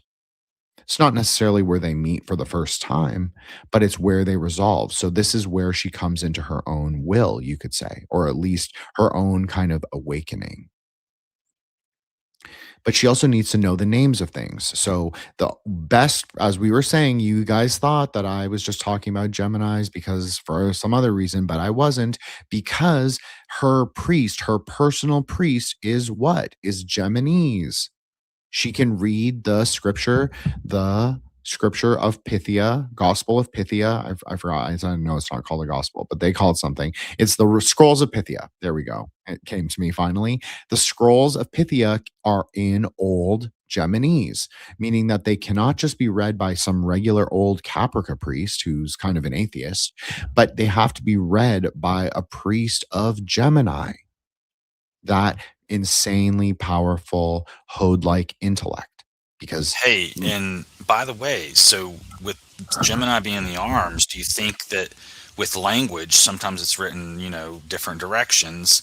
Is there like any elements there to consider that? absolutely. And this is what exactly happens to Elosha, isn't it? She says, don't go down to the planet. Anytime humans return to Kobol, it is written that there will be a sacrifice required. And so, famous last words, right? So she goes down to the planet with Rosalind. They're going to the tomb of Athena. They're trying to find the sort of like this place where they were the map, the star map, right? That's the whole point, is to go to the tomb of Athena and find the way to Earth. Now they don't get there. And Frau Blucher also commented this a little earlier, is that Leoben tells Rosalind that she will find the way to Earth. And she does end up finding the way to Earth. It just isn't how she imagines it to be. She is the Netzach. She is the deficient mother. She cannot fully embody the three worlds. She can only embody the things that she knows, meaning Hode. Okay? And so partly is what makes her an interesting character is that she becomes more and more knowing of herself. But because she's knowing of herself in the lower three worlds, she's standing at Yesod, she then can only know things about herself rather than of the, of the higher worlds. And you're going to say, well, she's a prophet. But you see this happen in the Bible a lot. A lot of the prophets are like, why me, God? Why are you sending this, message to me? I'm like a nobody. I'm like, it doesn't even matter what I think. And God will be like, well, for this reason and this reason, this is like your karma. He doesn't say it like that, but like your burden. And like, this is what I've chosen for you. And some accept it and some don't. And so it makes it like people always forget that, like, just because that Rosalind believes she's like on this divine mission from God, she's actually an agent of her own will. And she actually understands what her own will is to a high degree. As we find out later, when she has to make very drastic political decisions, including a possible political assassination, possible rigging of the ballots, all very prescient, sort of like very topical things, especially in like what we are calling like the post liberal sort of aeon that we're in, an aeon of decoherence. Yeah, dude. And I was thinking that earlier because you mentioned like how old the show was. And I was thinking it's timeless because you got AI, cloning, rigging elections, coups. I mean, it's all there. Absolutely. It's human nature on display. Well, interesting about AI, right? Because that's a big part. That's a big part of the episode that we talked about last week. And I think you even brought up in the chat as well about when they have to spool up the FTLs. Or maybe Solar brought this up. I can't remember. Maybe Solar did. But anyways, I'm sorry. Either of you, it doesn't really, I mean, it matters, but it kind of doesn't because it's a great point and regardless. But they spool up the FTLs. They have to jump every 30 minutes. So, like, I totally forgot my point in that, but I think it's of the same thing, of the same nature. Josh, help me. What was I saying? I'm sorry about that. Well, I could think of something that. Okay, reply. The jumping that just reminded me of the old Egyptian story with Atum, and when he was wielding, before he had dynamicism or strength of the right arm, he relied on the left, which was about avoiding Apep's strikes and unpredictability, prediction and unpredictability. And it was based on more like a wisdom type of thing. But then further into the story, he gets the strength of the right arm where he can simply stand toe to toe with Apep and doesn't have to dodge anything. So that's just what kind of came to mind when you said this, because in that moment they were weak, so they had to rely on strategy and jumping. And at certain times the balance of power would shift a lot in the show, where like they would take out a resurrection ship and look like, they're finally getting the upper hand, But then, of course, Cylons are always up to their shenanigans, and they don't have a moral compass so far as they don't mind killing humans. So they always got an edge there too, because that's how they get their edge, is by deception and impersonating humans and taking advantage of humans' natural tendency to want to trust and stuff like that. Anyway, go ahead.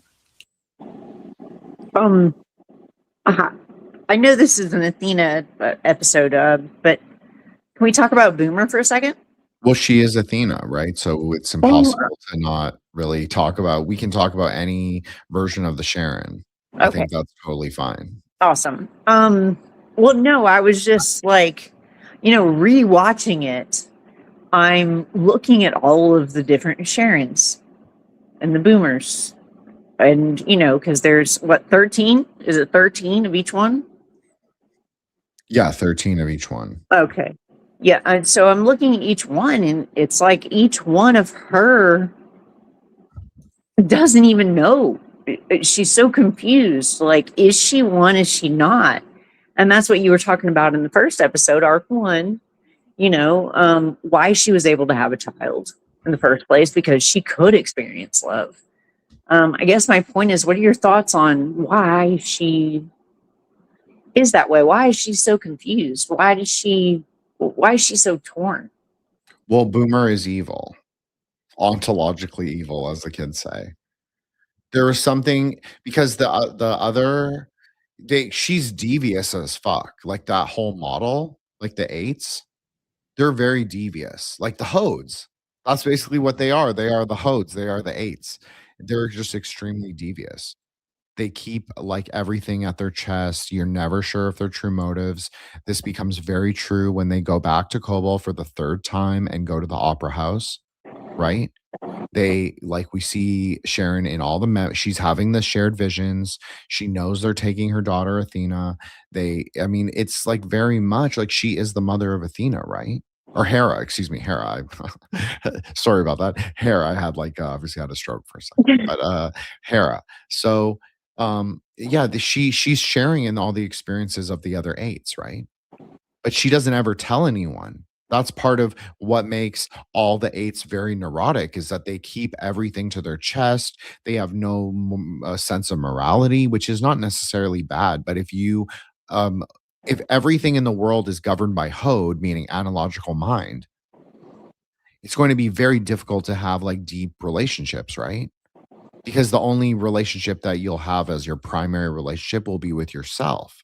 But as I said, a Hode-like person needs to end up with Hesed. They need to be in the sort of the gentle, that kind of care of loving kindness, or that love to open themselves up. Where I feel most people should belong anyway.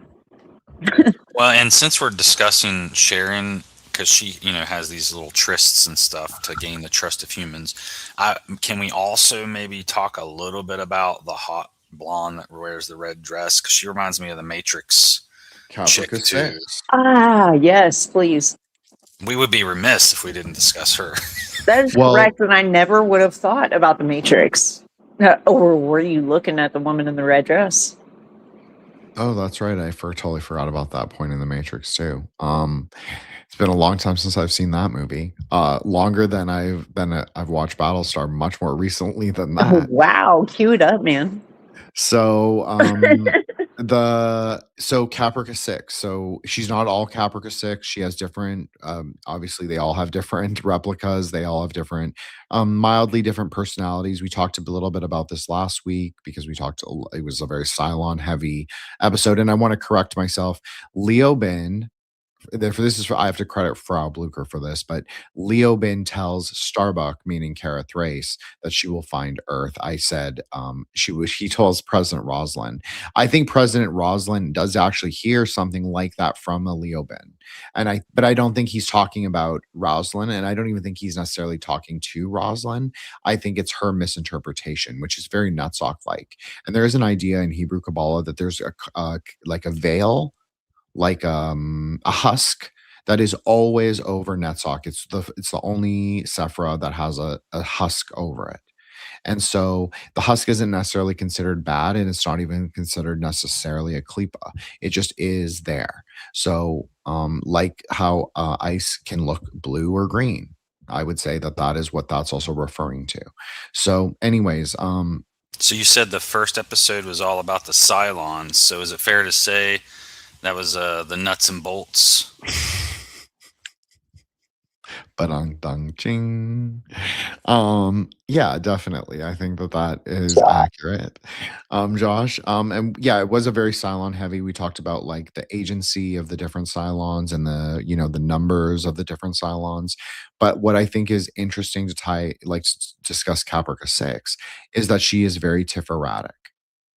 And she appears as a very Luciferic force. And I think that is kind of how she aesthetically appears. Yeah. And she gives knowledge to Gaius, right? That's the whole thing, right? So we have to then also talk about Gaius Baltar. As I and Frau Blucher also believe, he is the real villain. I know you'll be like, the Cylons who holocausted humanity aren't the villains. No. Gaius Baltar is the real villain. Yeah, he betrays them by giving them the security codes to the defense network or something like that. So much more. He opened the gates, right? And he also opens the gates for the Cylons to die. I mean, he has he's not even moored in loyalty or unloyalty. It's not even conceptually relevant when discussing his character. Well, and he fakes people out on like who is a Cylon and who is not based on his quote test on who is a Cylon. I mean, he's all over the place. Well, and one other parallel that might be here, I haven't really watched a lot of the Planet of the Apes stuff, but isn't the ape that basically is a turncoat in that movie or conspires with the humans, isn't his name also Gaius? So maybe there's a weird parallel here to be drawn between the two. I like it. I just want to shout out Crystal really quick. She just dipped in Ranch, obviously. Her phone was dying. Thank you so much, Crystal. We really appreciate you being dipped here. In Ranch. Yeah, of course. And so everybody can check out Crystal's book. I'll pop it in the link for when this airs as when I re-upload it to the stream. Maybe not in the live. I'll put it in the live later, but I'll when I do the upload, I'll add her book in as well as Vanessa Setzi. So, but if I can add, if you don't check out her book, just look at her knowledge in general, because her knowledge of Chinese herbalism is phenomenal. She is helping me with my disease, and I have become 1,000% better since. So I just wanted to add that. Thank you. No, that's really great. I'm really glad about that, to hear that. I honestly had no idea. And Crystal and I talk like almost every other day. So it's funny. I literally no idea. So I'm really happy to hear that. Yeah, Crystal's great. She's really great. I'm glad she finally started responding to my messages, my thirsty DMs, being like, "Come on my show." And she's probably like, "Who is this person?" Anyways, so that's basically it. So yeah, okay, so Netzach, Kamala, we're making the way up. We're going to this Luciferic force of the Caprica 6. We actually find out Caprica 6 cannot have children of her own, interestingly enough. So we were talking about Roslin as the incomplete mother, the mother without a womb, which is the characteristic or the archetype of Netzach. Then the It's not necessarily of Netzach, because Netzach can also be a mother.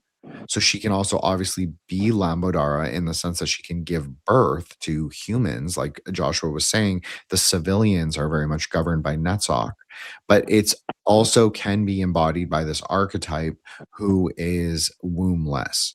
So she can't necessarily generate into the future, meaning self-generate, autogenesis, or whatever. I'm using the wrong word, but people understand what I mean. Palingenesis. If you're creating life from yourself, I think is the Or parthenogenesis. yeah, something like that. Which I Right. thought was fascinating because we talked about this in chat today. She is the, when they are on Caprica and Starbuck is there and they are trying to impregnate her with, Cylon child. When Starbuck comes to, she realizes what's happening. She's like walking around the hospital and she finds out, guess who's in charge? Caprica 6. So, I mean, it totally makes sense. And Caprica 6 is jealous the whole time. This love that is happening between all these other people and the Cylons, like Boomer. So, sorry, that was it. No, I mean you're totally right. I think that the one thing is that we don't want to, like, for Netzach, for the positionality of Netzach, we don't want to conflate faith and love. It's not the same, right? Like when we're talking about faith to open Netzach, to open the path of the saint, we want to focus actually on the connection between Bina and Netzach. So because Bina is really, we're using Bina, or we're using faith to open Netzach, but we are concretizing Netzach into reality. That's really what that relationship is about. So Saturn as the archetype is, obviously we said Adama, but he has a Gevratic core also, like a warlike core. And this is the part of Netzach that she's attracted to, but she's not necessarily attracted to him as a personality. It's recognizing part of him and then being like, okay, I like this part, but maybe I hate this other part. I almost think it's kind of a daddy issue in the fact that she sees it in she sees him and the commander and the things that she adores, and that's why I'll leave it at that. No, because what happens is that their friendship and their relationship, although it doesn't necessarily manifest it takes like 5 seasons or 4 seasons, 4.5 seasons. Their friendship and their relationship manifests very slowly, very Saturnian, right? And how does it manifest? She actually goes into his quarters and she's yelling at him, and he's kind of yelling at her back. Because he has a temper too, like Gevratic, right? So they're kind of going at each other, and then she notices like he has all these old classics, like not just the normie classics, but like all these books she hasn't even read. And she considers herself like very cosmopolitan, very well read. Like she's a snob. She's a total snob. And she sees in him at that moment through text. So through the actual Bina, the black ink on the white pages, like I always say, that is Bina. She sees in him this other side, this other facet, and she recognizes it of herself, and also that he is slightly greater in his knowledge, or I will use the proper Kabbalah. He's greater in his understanding of the world. But she also hates his conclusions a lot of times. But they can bond, Venus and Saturn, or Bina and Netzach, they can bond over these things of beauty, which is also a way to understand Eros, or one of the densities of love. And so it's also not inherently romantic love, although it develops later on. But it's the love of beauty, Tiferet, because that is also where the relationship between Binah and Netzach is governed. Is that Tiferet? I'm so sorry, Josh. Please go ahead. I didn't mean to. I just wanted to finish my thought because I know I wouldn't remember. I apologize. Oh, it's cool, dude. I just never know really where to cut in. So the one other thing I had mentioned is like the balance of power between them too. There's times not just when characters switch sides, like his son, for instance, is the admiral's own son kind of sides with the civilians at some point, right? But also there's a time when they kind of declare martial law. In which case the Gavaratic energy or Netzach kind of takes over the entire fleet, not just their one military side. And so then the laws began to change and the protocols began to change, right? So there's somewhat of a Saturnian element there, I guess, as well, like in times of emergency or severity. So certain things are allowed to flourish when it's peacetime, but then there's like a lockdown mode as well. And that dynamic is sometimes on display in the show, but it's a lot of times it's just because like Cylons have infiltrated and trust is an issue, or there's sabotage, or they're, you know, in active hot war or whatever. Anyway, thank you. No, you're absolutely. Sorry about that. I muted myself. You're absolutely right. There's like I say, the series is very much focused on this idea of like, I'll call it my language, like Aeon of the Daughter. It is Tiferet and Yesod. It is like the Leodama, although later on he becomes a lot more Hasidic. He actually loses his Tiferatic quality, and he becomes Hasidic, and he actually becomes kind of an Artard, to be honest. But anyways, we won't get into that. After he's shot in the heart, so to speak, that change takes place. Shit, yes. So maybe that Saturnian influence has an effect. Oh, that would like make sense. Binah to Tifereth path or something, maybe.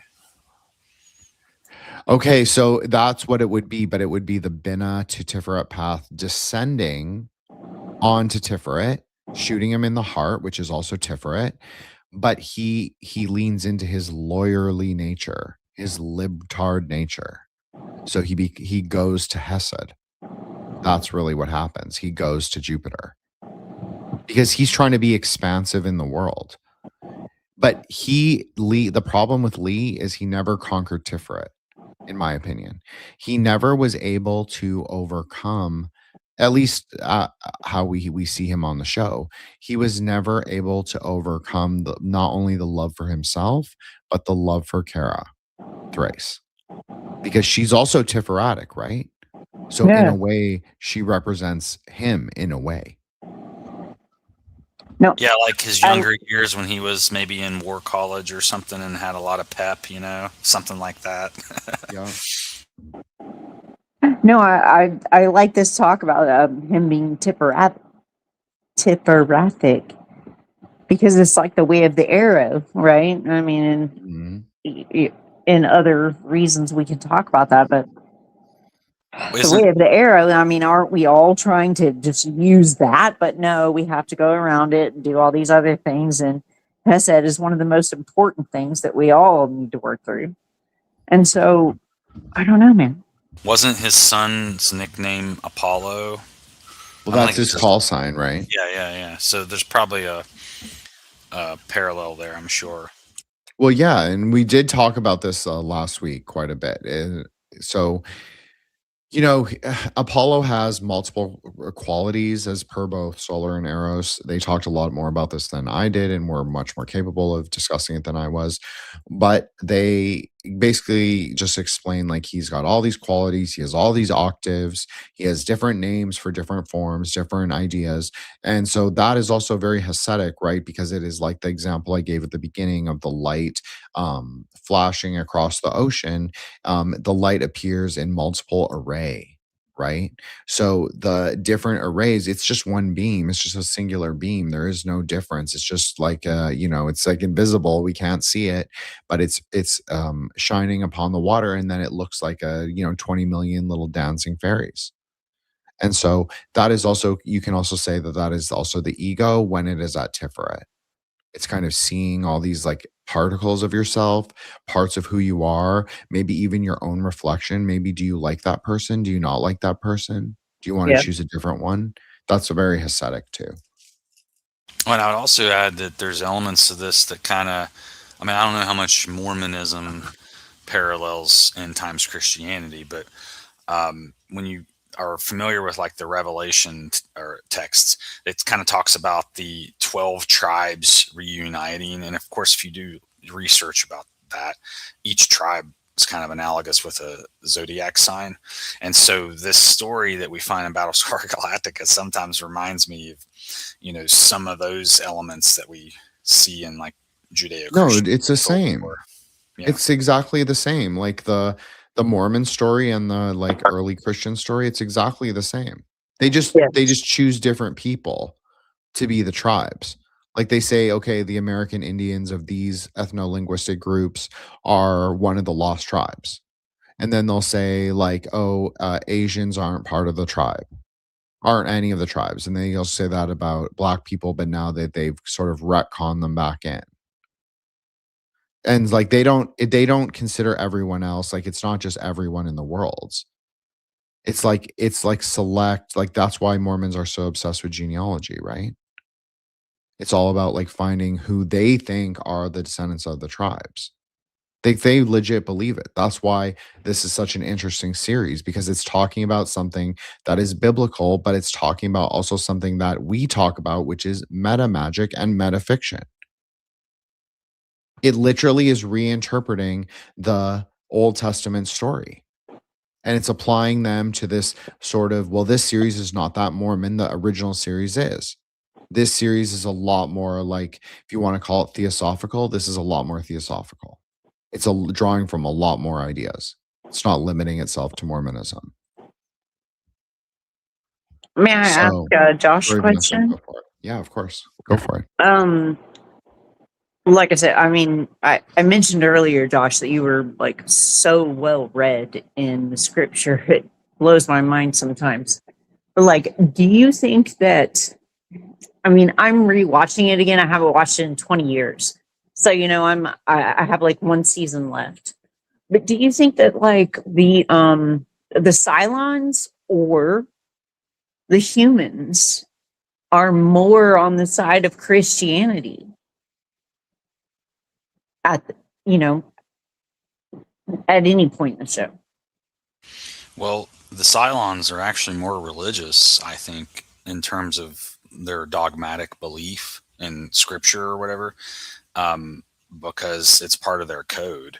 So they're almost like, if you think about it, they probably operate more like an angel than a human would. So they have like unwavering loyalty to God, even though they don't even really know what God is, because for them, it's just really God to them is whatever God to the Caprica chick, you know, on Caprica that they are all modeled after. That's God to them, right? So it's kind of relative in a sense. But because of this rubric they have and how they judge people and the humans over time, humans began to err and diverge from the path, so to speak.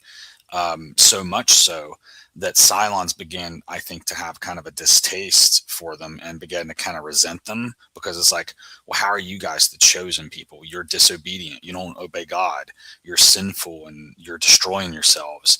And they're like, why can't we be the chosen ones? We're perfect and we obey, you know? So it's kind of, you almost end up feeling bad for the Cylons in a way, because, you know, we have a chosen people here in our timeline to kind of contrast against that too, I think. So I think that, again, it's such a timeless series when you really think about it, but that's the whole grand drama of it, right? So yeah, very true. It's very much back and forth. I mean, you like you said, they're programmed in this way to believe how humans originally believed, but they've grown so much that now they believe this. And it's just, I don't know, just such an excellent series. Sorry. No, don't be sorry. I wanted to say this. Frog Looker just sent me a screenshot of the series when Gaius is talking to Boomer in his little laboratory where he has the uranium test, right? That's the whole idea. He has to use this uranium to sort of test whether people are Cylons or humans. And so, as Frog Looker told me, and I remember this, like I can remember it very easily in my memory, the Caprica 6 is telling Gaius, Gaius, she's doing that thing that she does where she kind of winds him up. And she's like, you have to tell her that she's a human or she's going to kill you right now. Like she even says that. And so he freaks out and he goes, well, you can't really see, like Sharon can't really see him freaking out, like in the same way that we see him freaking out in that kind of mind palace state.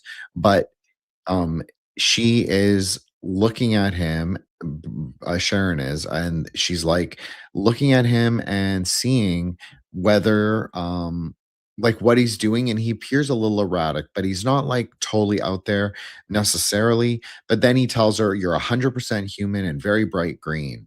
Well, that's really interesting because uranium glass is obviously bright green. If you think about it, green is obviously, we talked about this, or I did at least at the very beginning, about Hode and Netzok. The green of Netzok, as I was trying to get to, maybe it didn't make this point right away, but the green of Netzok is more like jade. It's self-luminous. Remember I said there's a husk over Netzok? Well, this would actually make sense if the inner core of Netzok is like this luminous being, this luminousness, this masslessness and luminousness. It would sort of illuminate and then be contained within the husk. So the husk itself would appear as illuminant, as illuminated, and this is exactly how Hebrew Kabbalah, the post like Lurianic and post-Lurianic Hebrew Kabbalah describes it. So I always thought that was really interesting. But so he's basically, but you can also think of Netzach as having the quality of the dragon, Rahu Ketu. Remember, he's a perennial figure for the space, and not because we're necessarily Setians or anything like that, but maybe we are. Who knows? Maybe one of us is only, but who knows? The Rahu Ketu is normally down here with us, meaning that he swims between Mercury, Bood, or Hode, and he also swims between Netzach or Shukra or Venus. He's swimming in a figure 8. Remember, Sharon is the 8. That's the whole idea. He is saying, I know we said uranium, I know that's a joke, but he is really saying that Sharon is the dragon. She is the 8. And in fact, if you listen to the way I do the Kabbalah, I always say like Keter can be both Uranus or it can be understood as Rahu. So she's actually red, right? Because his device would have had a red or a green light, right? Because I was thinking about it, I was like, what the hell did he mean by your bright green? So I was like, oh, he must have had a light on there.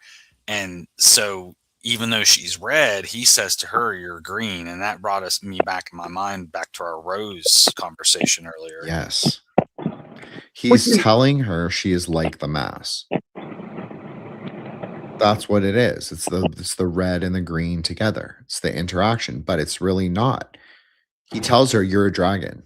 That's basically what it is. He's deceiving her, but he's actually revealing to her at the same time. Rose of Sharon. He's revealing to her her true nature, which is a dragon. But he lets her pretend. He lets her be Netzach.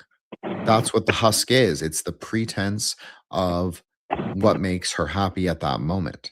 I literally just watched that episode, and I didn't see it kind of in the same way as Gaius was being pushed by 6. I mean, yes, he's always being pushed by 6, but I don't know.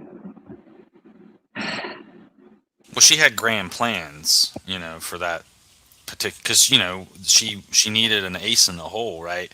So they were combing the ships for all the Cylons, and so I mean, she needed. And Sharon sets the bombs, right? That's the whole point of it. Of course. Yeah.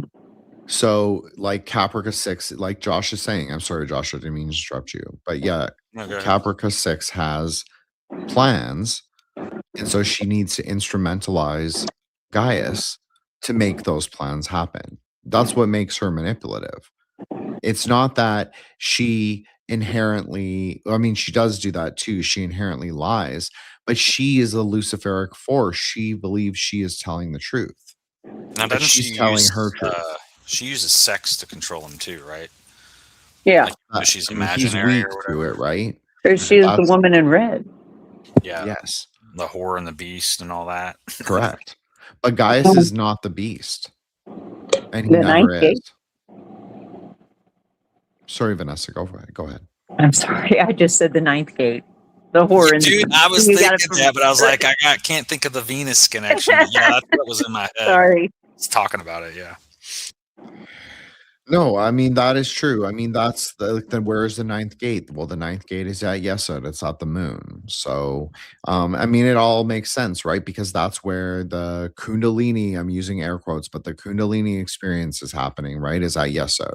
You got to It's ride purely the based in feelings, like purely based in vibes. It's not really feelings, and it's more emotions. It's Well, more. speaking of emotion, isn't she a copy of the second in command's wife or something like that? And she is a bundle of emotion, and so much so that we shit told show. her Ellen Ty, yeah. Yeah. You And talking about the XO's wife? Yeah. Yeah. Oh yeah, she's a shit show. But then the copy is like totally resting bitch face, pure analytical psycho, no emotion at all, you know. So it's almost like she got no emotion in the copy, and the other version had all the emotion. But Caprica 6 is an interesting character because she is very dynamic. Like I'm saying, like she's like a lying bitch and she uses sex to get what she wants, like all true. But she also is something else. She actually is one of the more she's the most spiritually inclined. Yeah, exactly. She's It's like superficial. It's very new agey, but she goes very hardcore. Like last week we said the Cylon religion was kind of like a monotheistic, is like a sort of Sufism at times, or maybe like evangelical or charismatic Christianity at other times, because it is deeply monotheistic, right? But in particular, Caprica 6 and all those 6 models, which are called the sixes, they tend to take on a very new age spirituality. And I don't mean new age in the sense of like the substance of their beliefs, but rather the way that they believe them. They don't really have deep conviction. They will say if you question them and they believe that they have, but they actually don't. It's actually quite weak. Because she's more liable to change than anyone else, which is also a dragon quality. Like I think both of you were kind of saying this. Like there's like this very like the woman and the dragon. Who is riding who? Does the beast ride the dragon? Or does the beast ride the woman in red? Or does the woman in red ride the beast? This is a common question in both old and new esoterica. I am Who is nodding in my head control? erotically. That is the question, sir. So basically, and also Caprica being number 6 in this case made me think of how carbon has the 6. right. What is it? Neutrons, protons, and electrons. It's also Tipperatic, right? So maybe Ron Moore, the writer's room, was mapping them onto the Sephira because that matches perfectly. Sharon matches perfectly as an 8, right? And as I said, a couple, I don't know, like 30 minutes ago, an hour ago, Ketu and Rahu is at the moon sometimes, and Ketu is at the sun sometimes.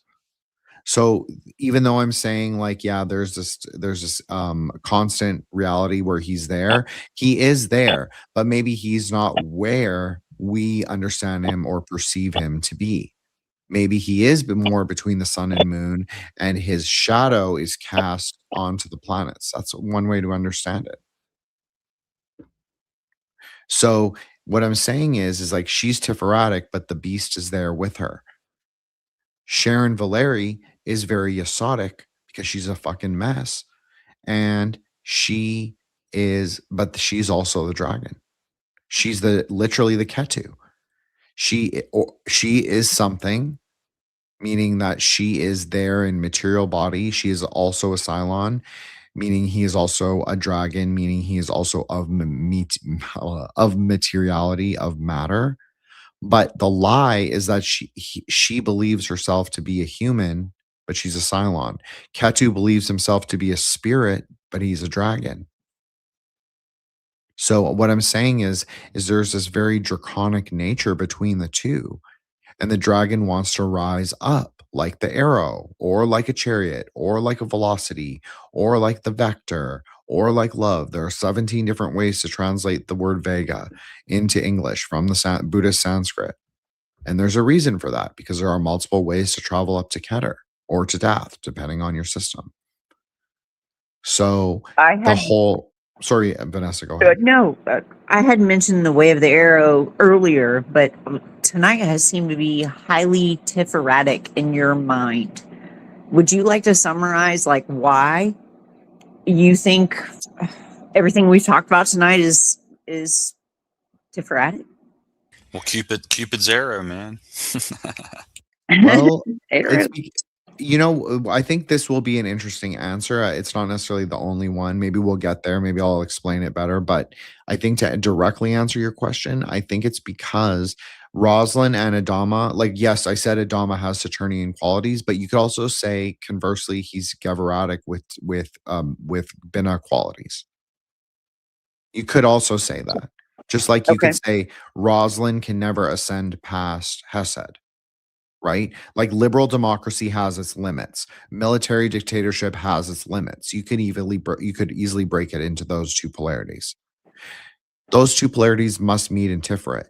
Through their meeting, through their synthesis, they can either go up or they can go down. We know that both things happen because the excess portion of water and fire falls down to Yesod.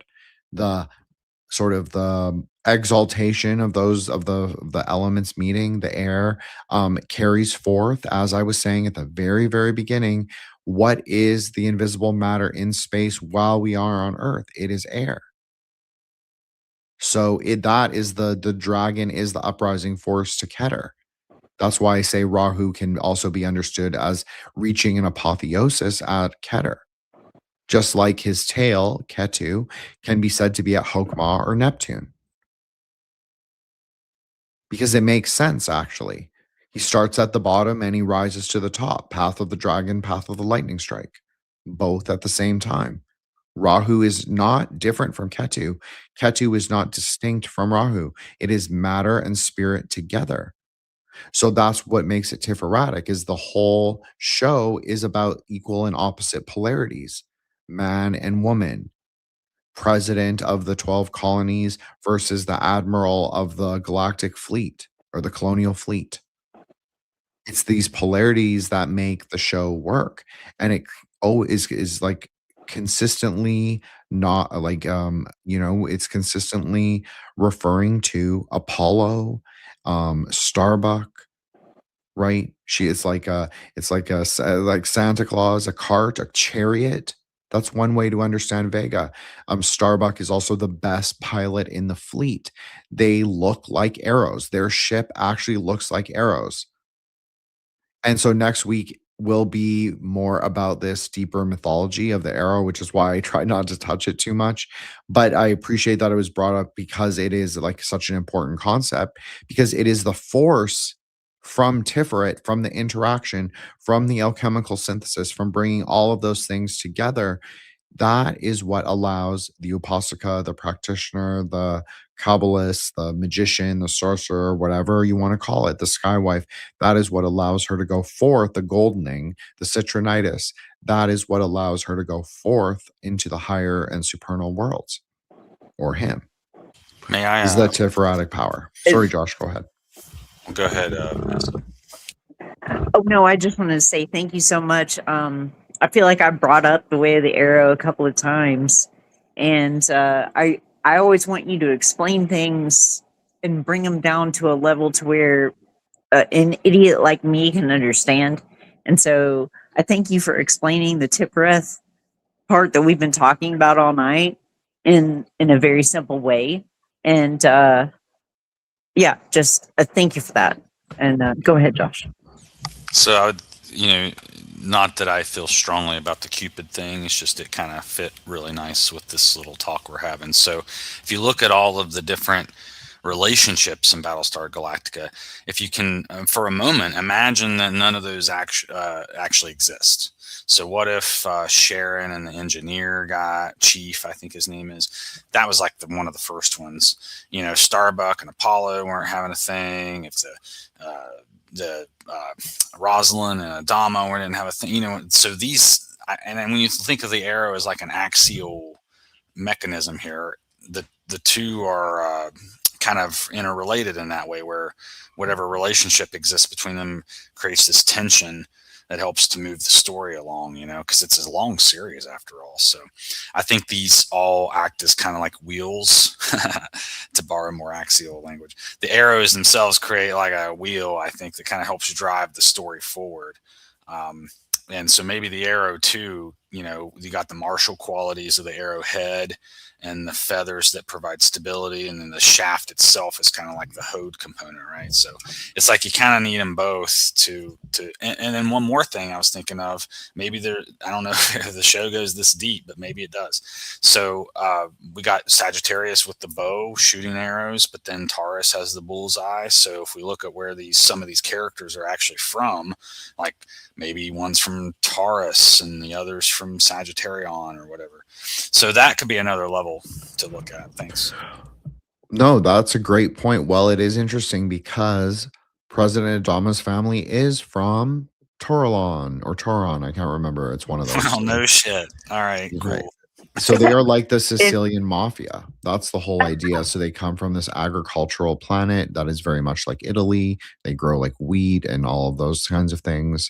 And they have a very extensive mob system, is basically what it is, very much like Italy. So that is what the kind of family he comes from, and those are the people he comes from. But they eventually emigrate to Caprica because Caprica is the most cosmopolitan of all the colonies. It is where everything happens. It's the seat of financial and sort of political, and it's the seat of where everything is happening. It's kind of like a London or a New York or a Tokyo or a Shanghai.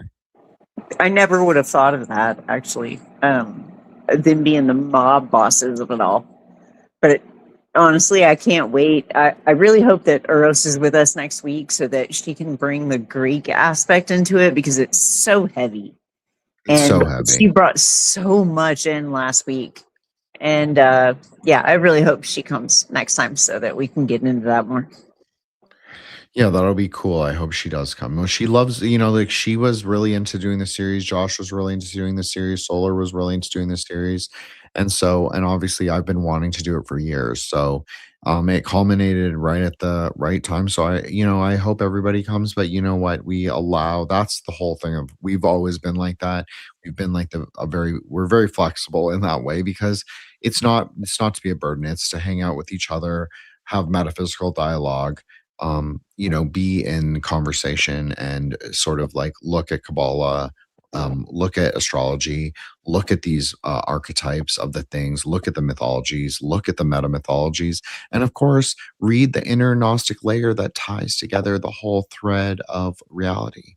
And so in a public way, which is kind of scary at times, but we do our best to synthesize and rectify as we go.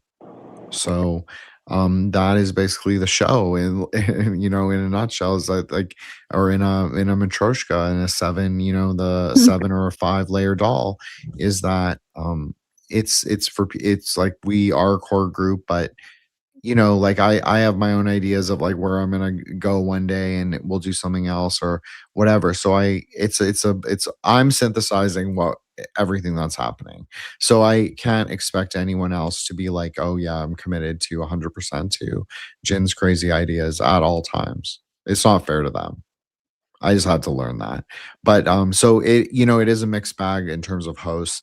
I do agree that Eros and Aristotle both brought incredible, like, Hellenic, Greek, and like precision questions, of course. But and I hope that they both come back next week. But I do want to say, like, I think it can also be understood from a Kabbalistic layer. I think this is a big mistake of a lot of like contemporary paganism, contemporary heathenry. Like, I don't believe in any of those things. Don't at me. But I'm just saying that I think it's a big mistake. I think if you learn Kabbalah properly, like, you don't even have to agree with me. You don't even have to follow my exact way. But I think if you learn it, you will actually realize that a lot of the things that are talked about for what is a quote unquote air quotes deity are actually like these higher Sephirotic, noetic, non-dual experiences. It's the archetype. It's not necessarily the goal. You're just seeing the husk. You want to push past the husk.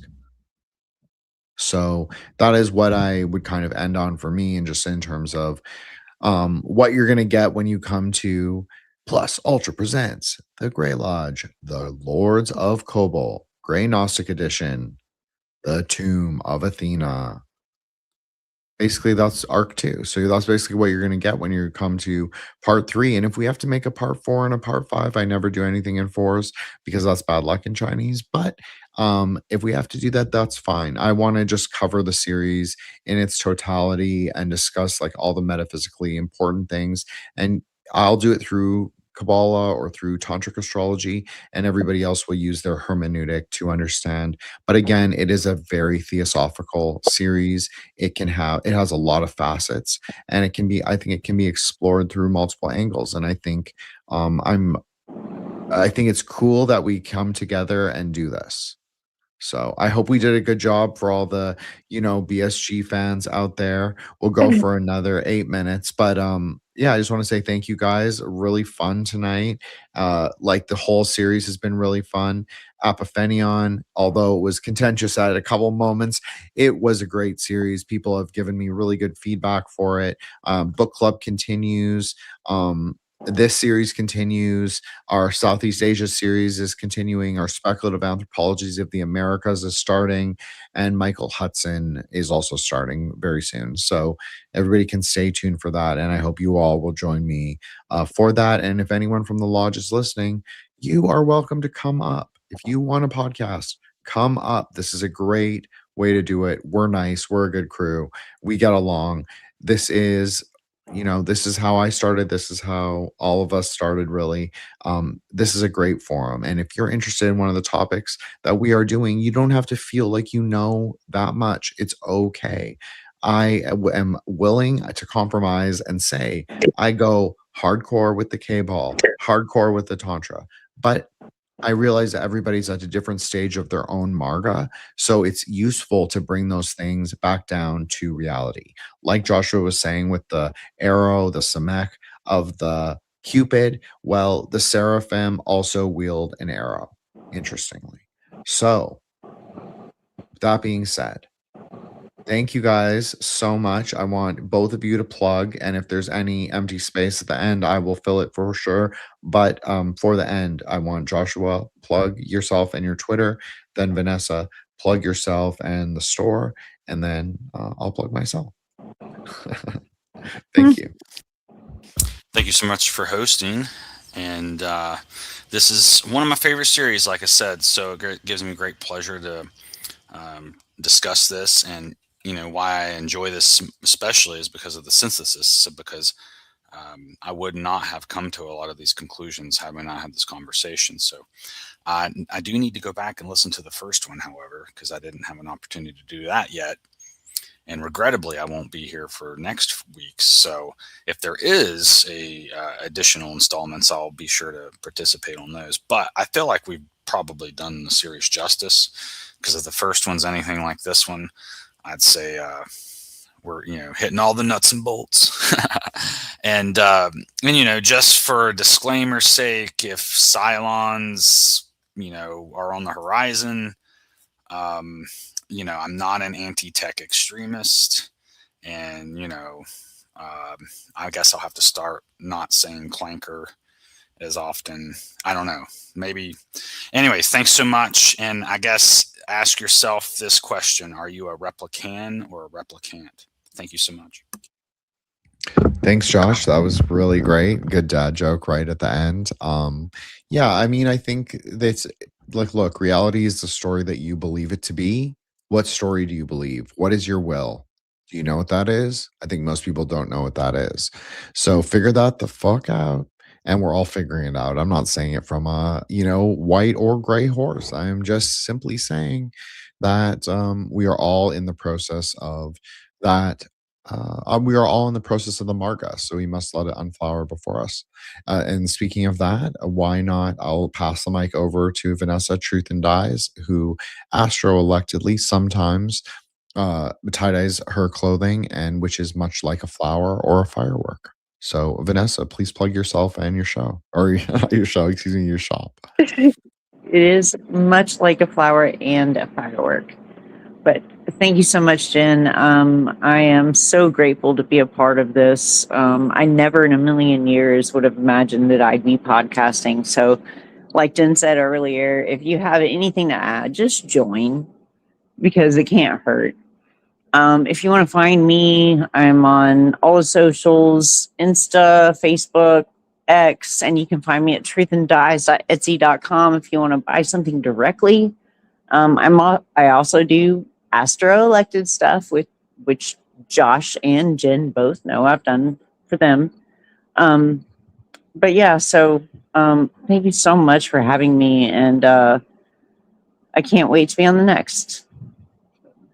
And I'll just say that if I had remembered to put on one of my shirts today, Friday would have been my green tie-dye. Green's the color I associate with Friday, so I don't know if that's a coincidence. But anyway, thank you so much for making those shirts again. Oh, anytime. And I did every single one, 7 days of Josh's Astro Elected by the hour t-shirts. So, anyway, thank you, Jen. Oh, Thank you, Josh. This has been great, and I can't wait for the next. Well, thank you both. And so I think it'll be an interesting note and this 1 minute and I can't remember. I can't do the math. Anyways, I have 2 minutes basically. So American money is green. Joshua brought up green. Obviously, green has been the perennial color for this episode. I did not use green. I actually used, if you look at not the poster that I have posted, but the actual poster, which will be the cover card for this episode. This is just my fun art that I did for promo or whatever. But the actual art is Athena, it's Starbuck. Excuse me, it's Starbuck sitting in Viper. Which is also interesting, and we didn't even discuss. Well, I should have brought it up. Is a viper and a dragon? There's a similarity there, right? So, but basically, it looks like the path working between Binah and Tiferet. If you want to really be like tell all my secrets kind of thing, the path working for the cover card is Binah and Tiferet. Binah and Tiferet. So it's like a golden and a black. Basically, American money is green probably because of the preference for Netzach. Obviously, the eternity, the Fed, the institution that keeps the institution alive forever, right? Green money. It's like the garden, you're planting it.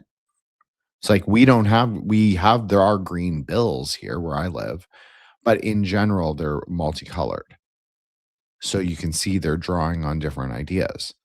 But in the US, it's unique because all of your money is uniform, which is obviously, like, again, what Joshua brought up. It's partly of the mass of Hode, but it's partly of the garden. It's partly of the civilians. So,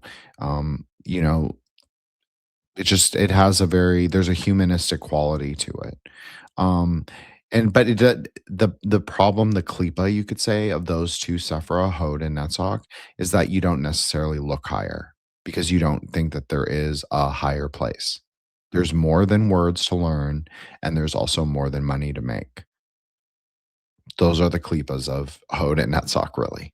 So remember to resolve and synthesize both, but there is a higher world or multiple higher worlds. So understand that how you will, how you want. Okay, so I'm Jin the Ninja at Wukong Reborn at Threshold Saints. Follow the show, like and subscribe. Awesome show, guys. I'm going to close it right at the magic number. Peace out.